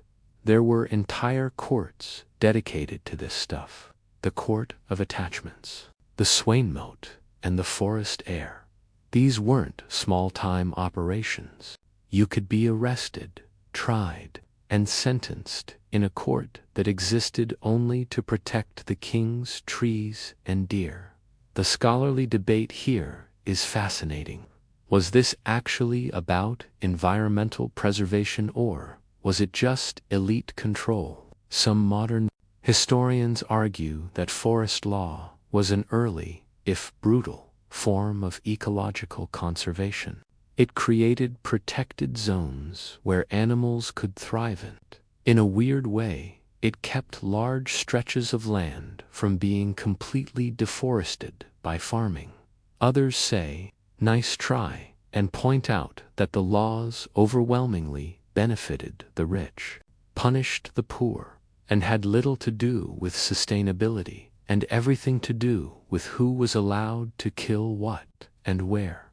It's also worth noting that these forests weren't just empty wilderness. People lived in them. Entire communities existed inside the boundaries of royal forest sand. They had to navigate a legal minefield every day, collecting firewood. Illegal unless it had already fallen. Cutting down a tree, definitely illegal. Fishing in a stream, only if it wasn't stocked with noble fish, whatever that meant. Even gathering acorns for your pigs called panadricier permission. Let's get weird for a second. There are records of animals being declared off-limits, not because they were rare, but because they were seen as too noble to die, like the white hart, a type of rare deer. Killing one was not just illegal, it was seen as spiritually dangerous. In one tale, a poacher who slew a white hart was said to be cursed and followed by bad luck for the rest of his life. Ghost deer, that's the level we're working with. You find yourself walking through a dense, shadowy wood, the trees towering above like cathedral pillars. You hear rustling, then the soft crunch of hooves on leaves. A stag, massive antlers like twisted silver. You freeze. You've got a small knife in your satchel and a rumbling stomach, but then you remember. This is a royal forest. There are eyes in these trees, and not all of them belong to animals. Behind you, a voice that's yours. You turn. A man in green, with a badge on his chest and a bow on his back, steps out of the shadows. You don't answer. He doesn't need you to. Eventually, pressure from commoners forced some changes. Charters were issued like the Charter of the Forest in 1217. which rolled back some of the harshest forest laws.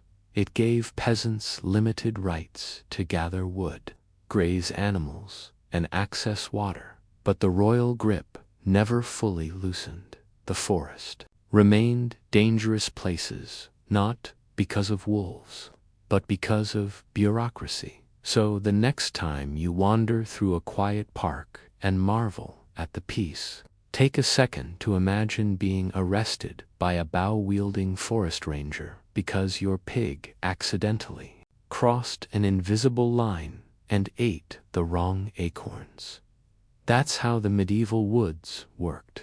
They were beautiful, yes, but they were also policed, patrolled, and absolutely not yours.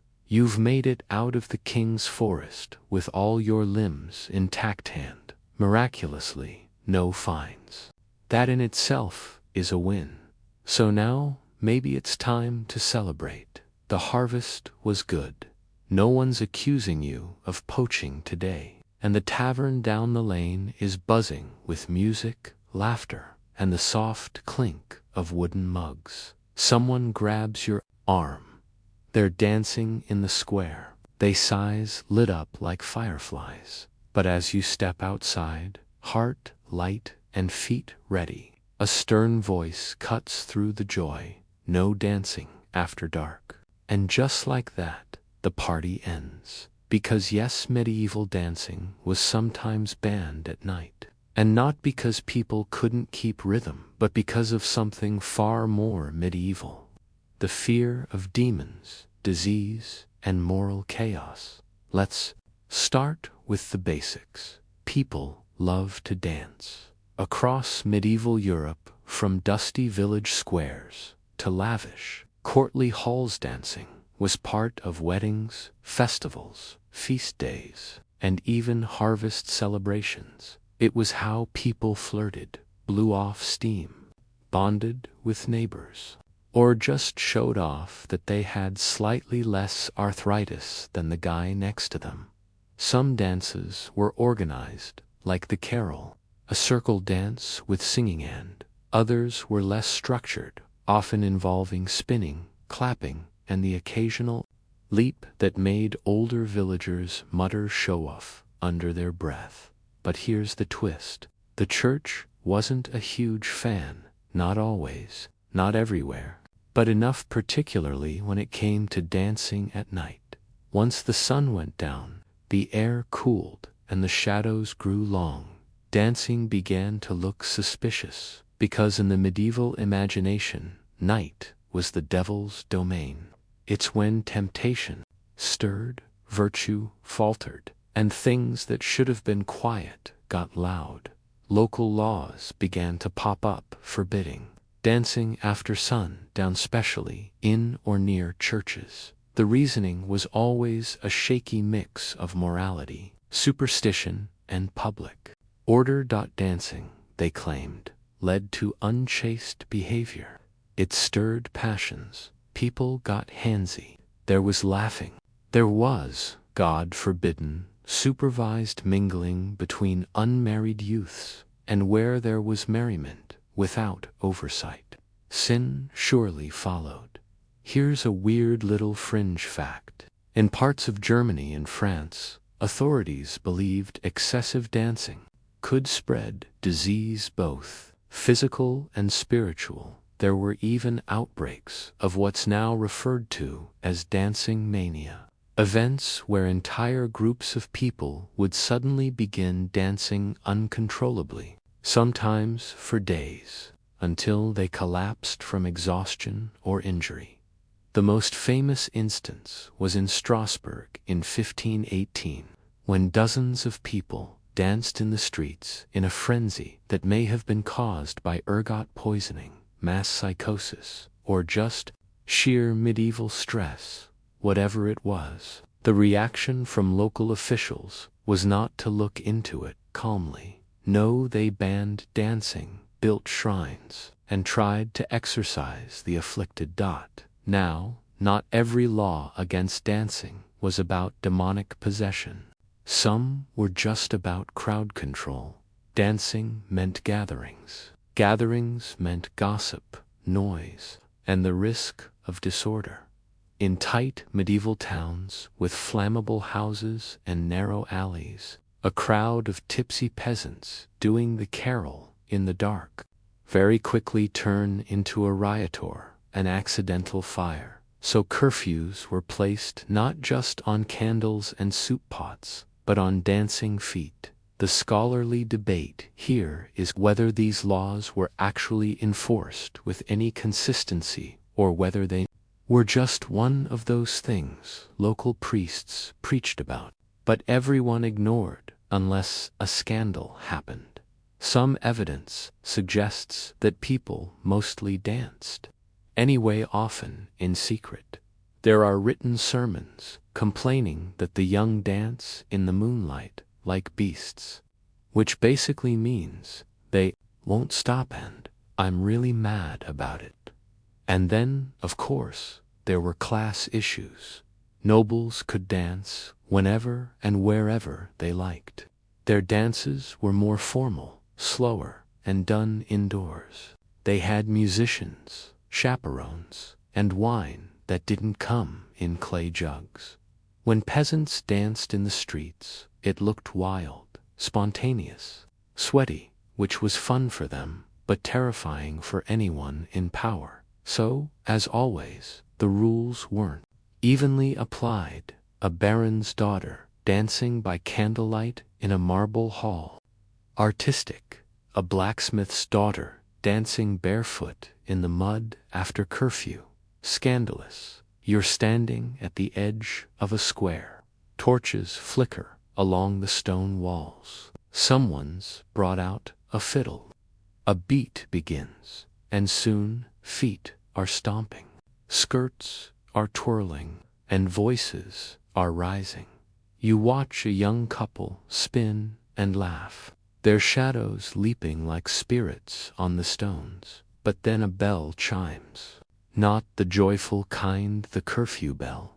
Everyone freezes. An older man hisses, "Enough. You want the watch to come down here." The music stops. The fiddle is tucked away like contraband. Laughter becomes whispers. Feet shuffle home.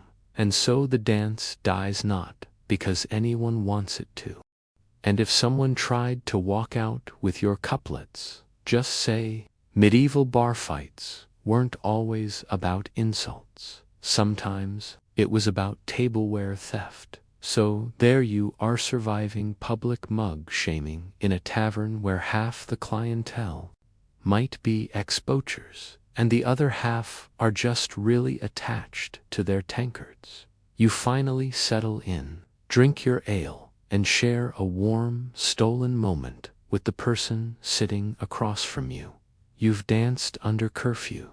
You've made it through bread inspections, and now, as the candlelight flickers and the ale starts to blur the edges of the world, you lean in close, but your beloved is heading off in the morning hundreds of miles away. Maybe to war. Maybe to inherit a sheep farm. You panic. "Marry me," you say. And they say yes, but you can't go with them. So instead, you send someone else. That's right, in the Middle Ages, you could get married by proxy without even being there yourself. It sounds like a sketch from a bad historical sitcom. But marriage by proxy was not only legal in many medieval societies, it was surprisingly common, especially among nobles and royals. The basic idea: if you couldn't attend your own wedding, someone else, usually a trusted male relative or advisor, could stand in for you during the ceremony. And yes, they went through the full motions. Say the vows, offer the symbolic token, a ring, or sometimes a belt or glove, and even kiss the bridal on your behalf. In many cases, these proxy marriages weren't even weird. They were strategic political alliances between kingdoms, often hinged on a timely marriage. If a princess in France needed to marry a prince in Spain, They weren't going to risk months of dangerous travel just for a ceremony. Instead, she'd marry his representative, sometimes in front of a cathedral full of witnesses. Then, weeks or months later, the actual couple would meet and complete the union. Yes, in every sense of the word. One of the most famous examples is the proxy marriage of Catherine of Aragon to Prince Arthur of England in 1499. Catherine was in Spain. Arthur was in England, so a Spanish noble stood in for the prince. They went through the wedding ceremony like it was all perfectly normal, and for them, it was. For everyone else, it probably raised a few eyebrows. But here's where it gets delightfully quirky. Sometimes, the proxy stood in, not just for the vows but for the entire honeymoon, not in the literal, physical sense, thankfully, but symbolically. In some ceremonies, a sword or a piece of armor was laid in bed between the bride and the proxy to represent the absent groom. It was a bizarre blend of ritual, symbolism, and awkwardness that only medieval legal minds could dream up. Marriage by proxy wasn't just for nobles, though. There are recorded cases of merchant families using the same setup. If a groom was away on business for years but wanted to lock in a marriage and its associated dowry, he could send someone to stand in for him, and once the ceremony was done, boom, contract valid, rights confirmed, dowry secured. It was essentially long-distance commitment, medieval style. Here's where the legal headache comes in. If someone got married by proxy and later refused to consummate the marriage, or if either party claimed they never truly consented, things got dicey fast. Church courts had to sort out what counted as a valid marriage. Was it the vows, the witnesses, the fact that someone else kissed your spouse for you while you were busy fighting in Flanders? There's also a particularly strange fringe case involving a woman who married a man by proxy, then learned he'd died before the ceremony even took place. Technically, she'd become a widow without ever meeting her husband. The local courtin, a true moment of medieval logic, still ruled that the marriage stood posthumously. She was now a grieving widow and entitled to the dowry. This leads us to the scholarly debate. How widespread was proxy marriage, really? Some historians argue it was a rare but important tool of royal diplomacy. Others say it was more common than we think, just underdocumented, especially among merchant classes. Records suggest that in many port towns and trade hubs, people used proxies to manage not just marriages, but engagements, inheritance, rights, and betrothals, especially when long-distance travel was slow, dangerous, and likely to end in dysentery. You find yourself at a modest village chapel. The benches are filled with curious neighbors. At the altar stands a bride in fine linen, and a slightly confused-looking older man clutching a glove. "I do." "On his behalf," he says. The priest nods solemnly. The kiss is brief and awkward, somewhere far away. The actual groom is sitting on a boat, probably unaware the ceremony is happening. You can't help but think, is this what romance looks like? Legal documents, and someone else doing the kissing. Still, there's something oddly touching about it. For all its legal tangles and proxy awkwardness, the system reflects a certain determination. People were willing to twist logic and ritual into pretzels just to make their commitments work. Travel was slow, war was common, death was always hovering. But if two people wanted to tie their lives together, even oceans apart, they'd find a way. even if that meant sending cousin Bernard to say I do in your place.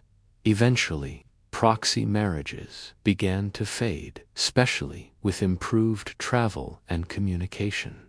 The church also started emphasizing the importance of mutual consent present and clear between both actual parties, but the legal echoes lingered for centuries. In fact, some countries still recognize proxy marriage in certain circumstances, like for military personnel or people imprisoned. So next time someone tells you long-distance relationships never work, remind them that in the Middle Ages, people literally got married without showing up. They mailed in their vows, sent and hoped the other person didn't die before the paperwork cleared. It wasn't perfect, but somehow it worked. So you've survived a proxy wedding, maybe not your own, but you were at least emotionally present. And now you find yourself with one foot in a tavern and the other in the town square, trying to wrap your head around a society where you can marry someone by sending a guy with a glove, but still get fined for dancing after sunset. Seems chaotic, doesn't it? But nowhere is that chaos more deliciously strange than in the kitchen, or more specifically, the bakery. Because if you're planning to sell bread today, make sure it's made properly and not just in terms of size or freshness. No. In many parts of medieval Europe, it was illegal to sell bread without salt. Sounds like a weird flex, right? But salt was a huge deal in the Middle Ages. So important, in fact, that laws were created to control how it was used, bought, and sold, especially in everyday staples like bread. In many parts of medieval Europe, it was illegal to sell bread without salt. Sounds like a weird flex, right? But salt was a huge deal in the Middle Ages. So important, in fact, that laws were created to control how it was used, bought, and sold, especially in everyday staples like bread. And if you skipped it, whether to save money out of forgetfulness or because you were experimenting with some kind of low-sodium fad before it was cool, you could face actual legal consequences. Let's break it down. Bread, as we've already discussed, wasn't just food. It was a fundamental pillar of survival, especially for the lower classes. So it had to meet certain standards, or chaos would follow. People didn't line up every morning at the bakery just to grab a crust for fun. They depended on bread and they expected it to taste and last a certain way. And salt played a huge role in that. Not only did salt improve flavor, but it also preserved bread, helped control the fermentation process, and not insignificantly had spiritual symbolism in Christian tradition. Salt represented purity and incorruptibility. Bread without salt was, to some, unclean, insulting, maybe even demonic, depending on which preacher was giving the Sunday sermon. In parts of Germany and France, town guilds had strict regulations about bread making. Salt had to be included in specified quantities, and it had to be of a certain quality. If you tried to cut corners, used muddy salt from an unapproved source, or skipped it entirely, you risked being hauled before the guild tribunal. They'd weigh your loaves, sniff them, sometimes even taste them. It wasn't just about making a product. It was about upholding civic responsibility through carbs. Here's the quirky fringe fact. In a few regions, if a baker was found guilty of omitting salt, their punishment was to be publicly paraded with a loaf of their own saltless bread hung around their neck. Imagine the shame of walking through your village while the kids point and whisper, That's the no-salt guy. Worse, in Italian cities, like Florence, saltless bread was associated with poverty, stinginess, or outright incompetence. Selling such a loaf wasn't just a culinary error. It was a social statement, and not a flattering one. Now, ironically, Tuscany is famous today for its traditional unsalted bread, pane siocco, which pairs beautifully with salty meats and cheeses. But that trend started for an entirely different reason: tax avoidance. Back in the 12th century, when Pope Gregory VII and various Italian states were feuding, the Papal States started taxing salt heavily, so the Tuscans said, "Fine, we just won't use it." That led to an entire regional cuisine built around the absence of salt, turning resistance into flavor, salt rebellion, basically. But in most of medieval Europe, that trick wouldn't fly. Salt was essential, and salt laws were everywhere. In some towns, bakers were required to buy their salt directly from a state-licensed supplier, ensuring both quality and a juicy tax revenue stream. These laws were so well enforced that bakers would sometimes be randomly inspected, with officials cracking open loaves and checking for around his neck like a shameful pendant. "Better than a fine," he mutters, or another sermon from Father Louis. And here's the thing: people took these laws seriously because bread riots were real. If a town's bread was bad, underweight, or flavorless, things got tense. Famine made people desperate. Bad bread made them furious. And salt scarce, precious, powerful, was a lightning rod. One cracked crust could set off a week of unrest. Even today, echoes of these laws survive. In parts of Europe, bread is still highly regulated, with rules about size, ingredients, and even fermentation time.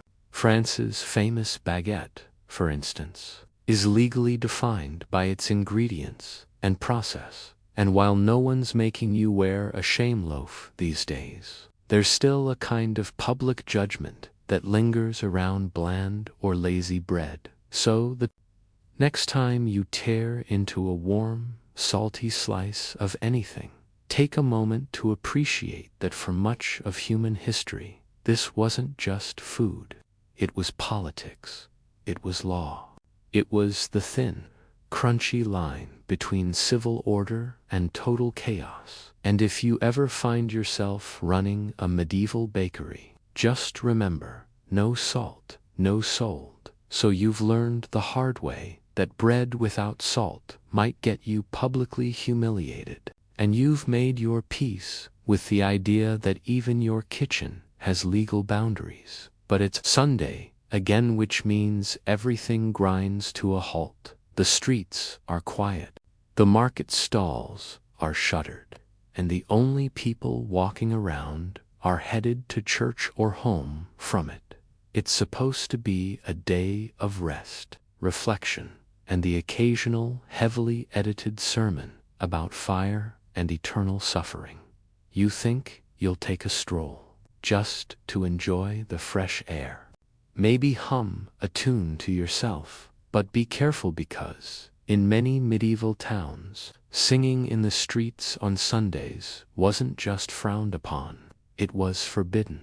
Yep, who read that right? Singing, not offensive songs, not drunken ballads, not protest chants, just singing, period, at least in public, and especially near a church. It might seem like an innocent pastime to us, but in the Middle Ages, singing outside the bounds of approved spaces and times was a moral and legal offense in more places than you'd expect. Let's dig into why this was such a big deal. Medieval societies, particularly in Europe, were obsessed with order, especially when it came to the sacred calendar. Sundays weren't just rest days. They were holy days, and Every town treated them with a blend of reverence, fear, and what can only be described as spiritual micromanagement. You were supposed to go to Mass, avoid labor, and spend the rest of the day in quiet, God-honoring behavior. And singing, even cheerful singing, was seen as disruptive to the sacred atmosphere of the day in some towns. Municipal codes spelled it out clearly: no public singing on the Sabbath, lest the pious be distracted. This rule applied not just to performers or troubadours, but to anyone. If you were a shepherd whistling while walking your flock, or a child singing a rhyme as you skipped down the lane, someone could report you. And if that someone was a local church official or town guard, you'd get a fine or, worse, a public scolding, which might not sound bad until you've been forced to stand at the edge of the church green while the priest explains to your neighbors that your humming nearly derailed someone's path to salvation. The quirky bit: music was everywhere in medieval life. People loved it. They sang while working, drinking, walking, grieving. They had songs for planting, harvesting, kneading dough, putting babies to sleep. It was how people told stories, remembered history, and expressed joy. But Daz, with dancing the authorities, drew a hard line between appropriate music and sinful noise. So what counted as sinful?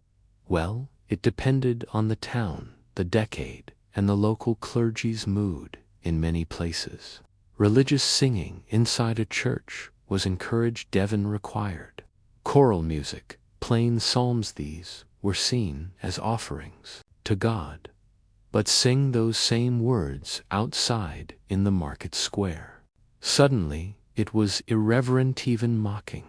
Even secular songs that had nothing to do with religion could be targeted if they were perceived as drawing people away from the proper spirit of the Sabbath. And of course, there were exceptions. For the rich nobles who hosted Sunday feasts on their estates could have music, private performances, harpists, singers, as long as it was behind closed doors, because it wasn't the sound itself that offended people. It was who was making it, where, and why.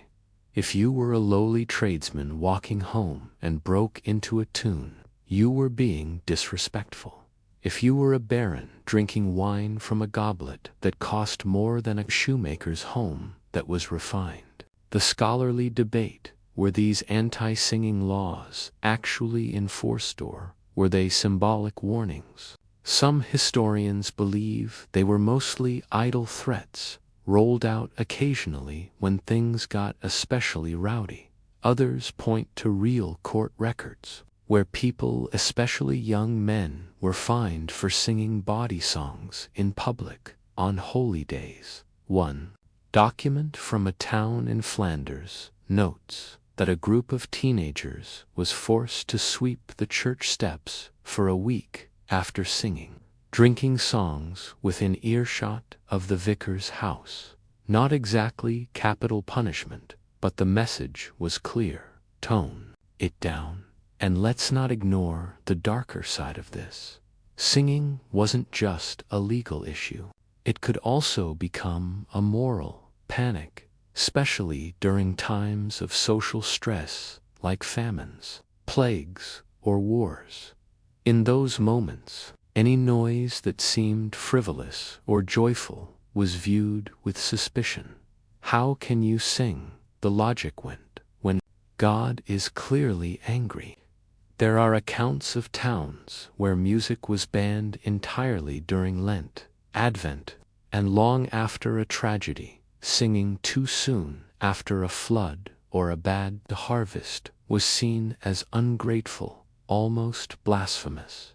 You find yourself wandering through a sleepy village on a Sunday afternoon. The church bells have long since stopped ringing. The sun is low. Children play quietly with hoops and sticks. You're in a good mood. humming a soft tune your grandmother used to sing. Then you hear the unmistakable clack of boots behind you. A town official wearing a brown cloak and an expression that says, "He hasn't smiled since the last crusade draws near. The Lord's day is for silence," he says, "not ditties." You stop humming. He walks on. The village stays quiet. They just did it in private, behind doors, or far out in the fields where no one could hear but the cows. Music wasn't going to disappear because of a town ordinance. It was too deeply woven into everyday life, so people found ways to adapt. Songs were shortened. Whistles were disguised as bird calls. Children made up hymns that sounded suspiciously like drinking songs. It was rebellion, sure but soft, melodic rebellion. Eventually, attitudes softened as musical instruments became more common and church music evolved into grander, more elaborate forms. The line between sacred and secular started to blur. Towns began to sponsor public festivals that included music even on Sundays, especially if the festival was in honor of a saint or a local miracle. Singing became permissible, again as long as it was the right kind of song. And you weren't enjoying yourself too much. So the next time you're walking down the street with headphones in and singing a little too loud, be thankful you're not being shadowed by a church warden with a citation scroll and an ear for unchaste harmonies. In the Middle Ages, even joy had to be scheduled, monitored, and measured in decibels. And God help you if you were off-key after being shamed into silence on a sunny Sabbath stroll. You head home with your dignity mostly in the rebellious chorus of a forbidden folk tune still bouncing around your skull. You reach your cottage, light a small beeswax candle, and settle in with a hunk of salted bread because you're not making that mistake again. But as the evening rolls on and the flame flickers, a new problem creeps into your mind. You remember something your neighbor told you earlier, something whispered like a warning. Make sure your candles are out by curfew, or the fire watch will find you. And just like that, you realize your house has a candle curfew. That's right. In many medieval towns, especially in dense urban areas, it was legally required that all candles, lanterns, and hearth fires be extinguished or safely covered by a specific hour, usually signaled by the curfew bell. These weren't just polite suggestions. They were municipal mandates, often enforced by nighttime patrols, neighborhood informants, and occasionally a literal sniff test from the town's watchman at first glance. It might sound like the medieval version of your dad telling you to turn off the lights and go to bed. But these rules weren't about saving energy. They were about saving lives. Cities in the Middle Ages were fire traps constructed largely of wood, thatch, pitch, and hope. One candle knocked over, one half-lit ember smoldering, and an entire street could vanish overnight, and it happened. Frequently, because of this, fire laws became increasingly strictened. Curfews weren't just for people. They were for flames. The moment that bell rang out across the rooftops, your home was expected to go dark. In some towns, officials even enforced a rule that hearths had to be covered at night, usually with a thick metal or ceramic fireplate, to prevent embers from sparking during the night. Now, here's the quirky twist. The name curfew actually comes from the old French couvre-feu, literally cover fire. That's where the whole concept originates. It wasn't originally about getting you into bed by a certain time. It was about covering your fire before it burned down your neighbor's stables, and people were expected to comply. In England, France, parts of Italy, and much of the Holy Roman Empire, there were fire marshals or constables tasked with. If your window glowed too long after curfew, you might find a knock at your door were your name read aloud at Sunday services as someone who endangered the neighborhood. The fines varied in wealthier towns. You might pay a few coins. In poorer villages, you might owe labor or public shaming. Repeat offenders could lose their right to own a hearth or be forced to cook at the communal oven under supervision. Imagine needing permission to make soup because you forgot to snuff your candle one too many times. And of course, just like with fashion, bread, or literally anything else, class mattered.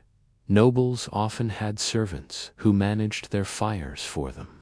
Wealthier homes could afford safer materials, like iron grates and tiled hearths. They were also more likely to have multiple rooms, each with its own fireplace, meaning they had more fires to cover, but also more space to distance themselves from disaster. Meanwhile, in a peasant's one-room hut, everything you owned could go up in smoke because of a single ember. Fire was an equalizer, but the law, not so much. Let's step into the scholarly debate for a moment. Were these fire curfew laws actually enforced with consistency? Some argue yes, especially in larger cities, where a single blaze could wipe out entire districts. Records from places like London, Ghent, and Florence detail numerous fines for fire violations. Others suggest the rules were more of a preventative measure, rarely enforced unless something actually caught fire, kind of like posting a speed limit on a road no one patrols until someone crashes. There's even evidence that certain fire rules were seasonal. During dry summers or windy seasons, towns became hyper-vigilant, sometimes banning open flames entirely after sunset. In those months, even lighting a lamp might get you a fine unless you had a license or a strong alibi. Just looking for my sock wouldn't cut it. And here's the strangest part. Some towns went full surveillance mode. There were actual edicts that required neighbors to report each other for post-curfew firelight. That's right, early neighborhood watch, but with more pitchforks and fewer pamphlets. If your neighbor saw smoke or candlelight, they were legally obligated to turn you in, and if they didn't, they could be fined. 2. Medieval Mutual Destruction Flame Edition. You sit in your cottage, fire crackling softly as the sun vanishes behind the hills. The curfew bell tolls one long, low note that seems to sink into your bones. You look at the flickering hearth, still warm from the evening stew. You take a heavy iron lid and place it carefully over the fire, muttering a little prayer under your breath, not to God exactly, but to the fire. Stay quiet, you whisper. Behave. The room plunges into shadow. Outside, footsteps echo their boots. Metal buckles, the sound of someone checking for trouble. You hold still until they pass. Of course, people got creative. Some used glowstones or embers kept in clay pots to relight fires quickly in the morning without breaking the curfew rules. Others made charcoal blocks that smoldered slowly and safely overnight.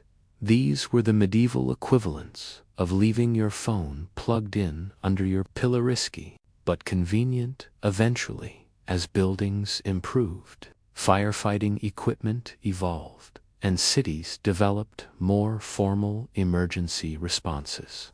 The strictness of candle curfews began to fade.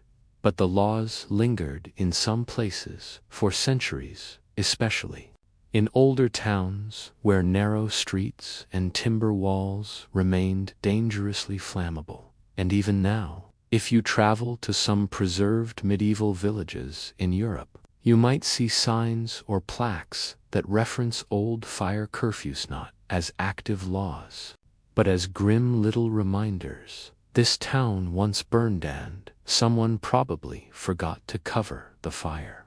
So next time you light a candle before bed, think about the thousands of people across centuries who had to do the same and then snuff it out, just in case someone outside the window was watching.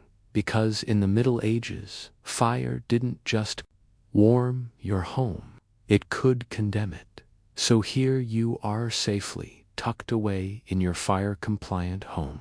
No flames flickering after curfew, no one singing scandalous tunes outside your window, and your bread appropriately salted and approved. You might think this is the closest you'll get to peace in medieval life. But just when you start to relax, the church bell tolls. You peek outside and see a familiar sight. A man in robes riding past with a sword at his side.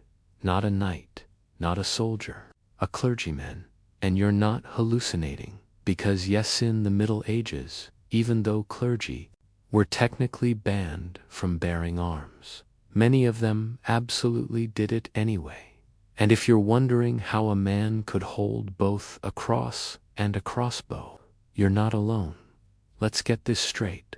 Clergy were not supposed to be armed. Canon law, which governed the religious class in much of Europe, was pretty clear. Priests and monks were men of peace.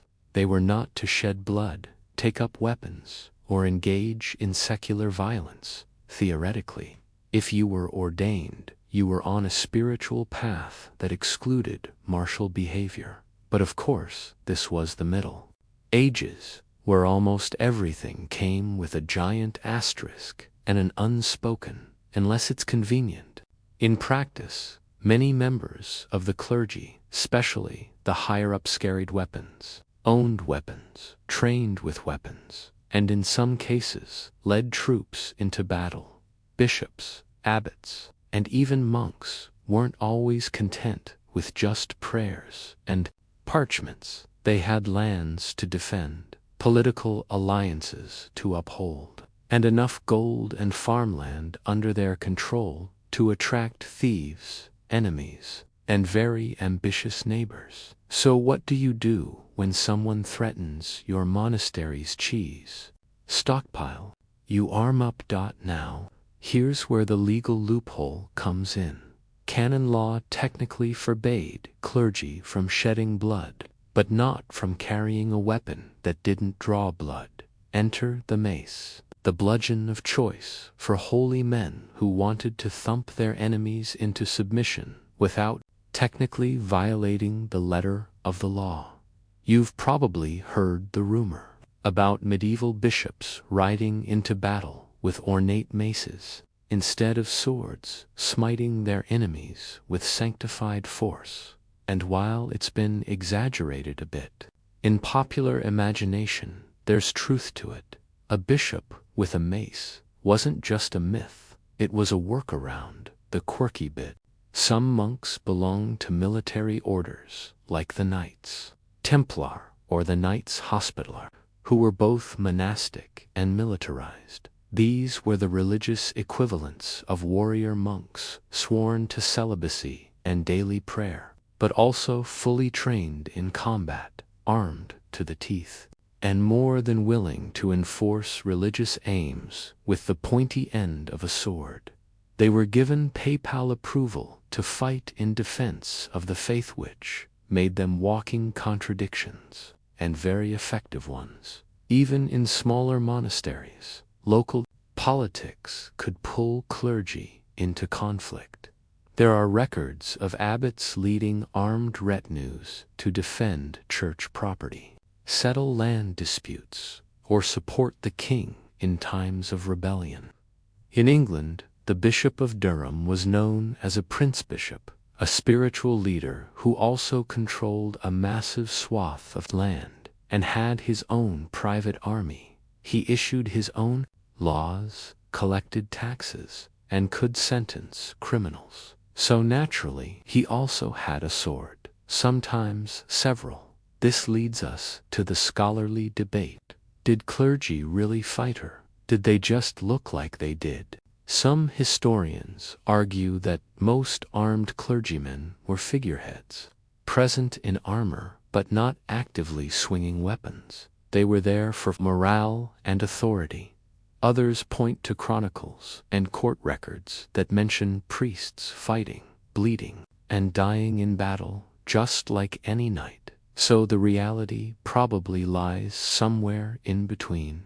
Plenty of clergy were happy to delegate the bloodshed, but when push came to shove, and when a rival baron was invading their abbey, they didn't hesitate to pick up a weapon. You walk along the edge of a dusty road, the bell tower behind you, chiming the hour. Up ahead, a rider approaches, a man in dark robes, a wooden cross hanging from his neck, and a long curved sword swinging from his belt. You nod politely. He returns the gesture, then says, "Bandits on the road. I'm just being cautious." He rides on robes, fluttering, sword glinting in the sun. You wonder how many sermons end with a drawn blade. Of course, this double identity caused friction. Many reform movements within the church tried to crack down on armed clergy, insisting that religious men had to choose between the sword and the staff. But in regions where the church held significant political power, those reforms often fell flat. After all, if you were both bishop and baron, no one could really force you to disarm. One particularly famous case involved Bishop Odo of Bayeux, half-brother to William the Conqueror. He not only helped finance the Norman invasion of England, but also fought in it mace in hand. On horseback, sumptuary laws were basically the medieval version of stay in your lane, except the lane was your wardrobe, and the punishment for stepping out of it might involve a fine, a confiscated hat, or being escorted through town. As a walking cautionary tale, these laws dictated what colors, fabrics, styles, and even types of accessories you were legally allowed to wear based entirely on your social class, gender, profession, and marital status. The idea behind these laws wasn't new. It dates back to ancient Rome, but medieval Europe took it to new levels of obsessive detail. In England, for example, a law from the 14th century specified that anyone below the rank of knight couldn't wear gold, silver, or embroidered silk. No fur-lined cloaks, no elaborate belts, no fancy buttons. Yes, even buttons were regulated, because apparently a nicely tailored outfit was the first step toward social collapse. Why all the fuss? The official reasoning was always the same: to preserve the natural order of society. Clothing was seen. He couldn't prove a tanned. Instead of a duel, he was ordered to pay for a barrel of wine for the entire town as a symbolic gesture of apology. Costly mistake. That one dot, and then there were eavesdropping laws. Yes, even listening to gossip could get you in trouble. If you were caught loitering near windows, under eaves, hence the name, or near fences to overhear private conversations, you could be fined. Medieval communities treated privacy with an almost suspicious intensity. What was said behind closed doors should stay there, or else you sip your mug of ale and listen to two townsfolk bickering quietly in the corner. One whispers that the baker's apprentice has been sneaking extra loaves to the blacksmith's daughter. The other gasps and says it's because she's promised to another. Barmaid walks past and catches the end of the sentence. Her eyes narrow. People could write their thoughts anonymously, pamphlets, wall posters, and pin them up where no one could trace the source. It was harder to punish speech when it stopped being a spoken rumor and became a mass-produced whisper. But for centuries, the spoken word remained dangerous. So the next time you find yourself whispering to a friend about something scandalous you overheard at work, just be grateful there's no brank waiting for you in the closet, no stocks with your name on them, no clerk writing down half-spread falsehoods about Cooper's marriage in a dusty court ledger, because in the Middle Ages you really could talk your way into trouble. So here you are, muddy, mildly bruised, and officially afraid to open your mouth in public. You've been through it all: the bread drama, the button patrols, the curse of having the sinful hand, and the fine line between festival and felony. But now, just as you think the worst is behind you, you hear it, the toll of a bell, not the church bell, not the curfew bell. This one has a sharpness to it. It means trouble. A man runs past yelling something about the baker's barn going up in flames. Another shouts about a stolen goat, and suddenly people are pouring into the square. Why? Because someone's about to raise the hue and cry. Now, in modern terms, that sounds like a dramatic indie band or a really enthusiastic group chat. But in the Middle Ages, hue and cry was a literal legal obligation. If you saw a crime, say a theft, an assault, or someone setting fire to your neighbor's haystack, you were legally required to make as much noise as humanly possible. You were to shout, ring bells, bang on doors, if you had one, the goal: alert the entire community that a criminal was on the loose. But it didn't stop at shouting. That was just the beginning. Once the hue and cry was raised, everyone who heard it was required by law to join the chase. Not just guards, not just the town reeve. The blacksmith to the schoolboy to the grandmother with bad knees. If you were able-bodied or even moderately hobbling, you were expected to drop what you were doing and help catch the suspect. This was optional. If you failed to join the chase, you could be fined, jailed, or held partially responsible for whatever the criminal did next. That's right, medieval justice wasn't just a matter of catching the bad guy. It was a community performance, and missing your cue could cost you. The roots of the hue and cry system go back to the Anglo-Saxon era. It was formally codified under laws like the Assize of Arms and various town statutes across England and France. The core idea was that justice was a group responsibility in a world without standing police forces, CCTV, or criminal databases. Catching a thief meant literally chasing them down in a mob. And it wasn't just dramatic flair. The hue and cry was surprisingly effective, especially in small communities where everyone knew everyone else's face, tunic, and suspicious goat. You could run, but you probably weren't going far. Roads were rough. Woods were full of prying eyes. And every village had its own version of a wanted, while usually just a place where locals carved names or left charcoal sketches on wooden posts. Here's the quirky twist: the hue and cry could be abused. Some people raised false alarms either to harass enemies, create distractions for real crimes, or just stir up chaos.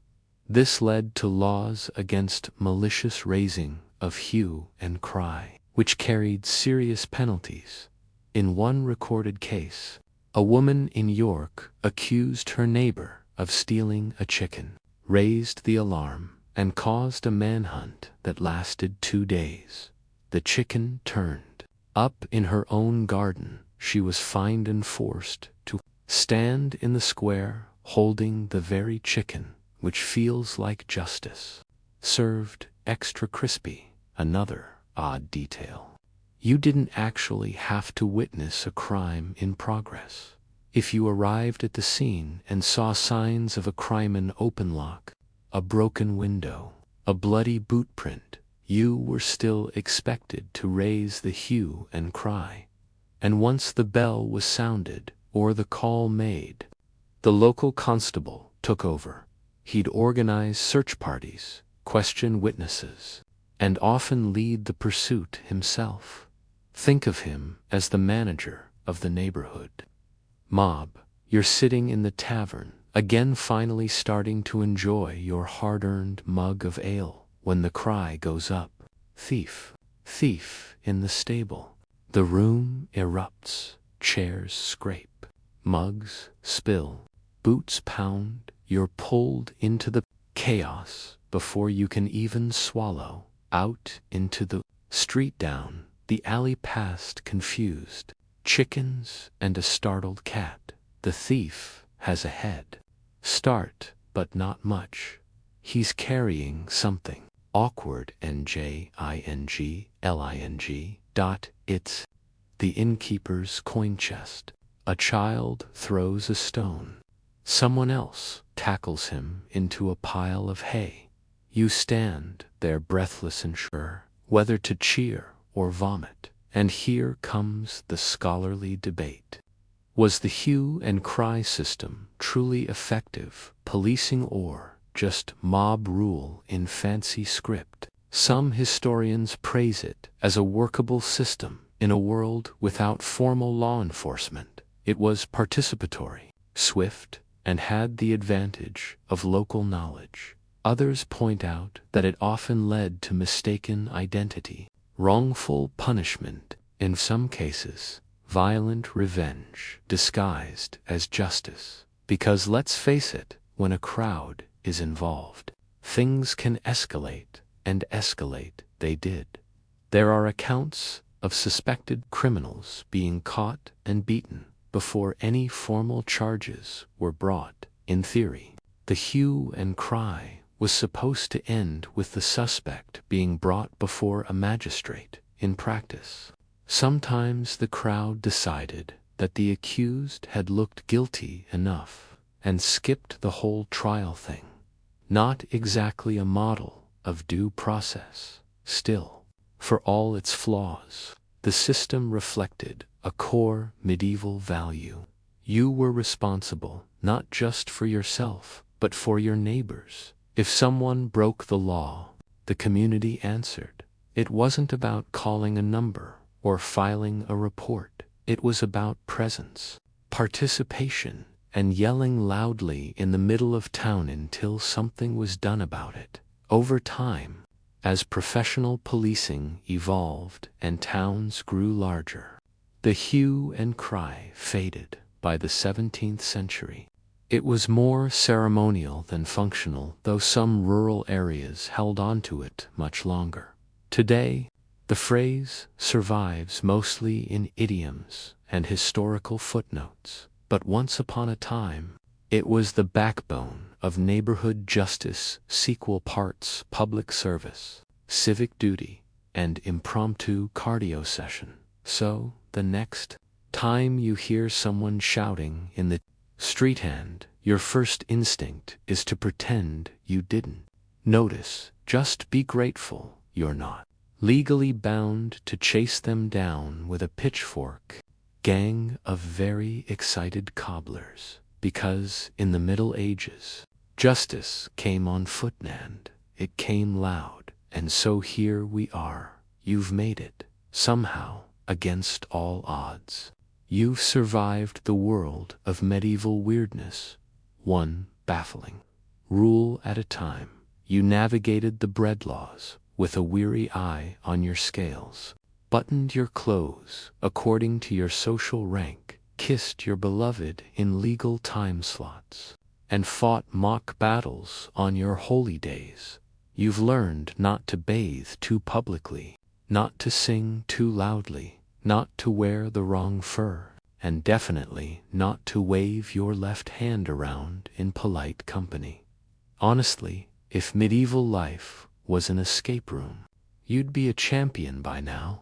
But now it's nighttime. Again, the hearth is safely covered, your candles out because yes, the curfew bell tolled a while ago. You've resisted the urge to gossip. You haven't committed any bread. Nobody's raised a hue and cry over your suspiciously well-stitched tunic.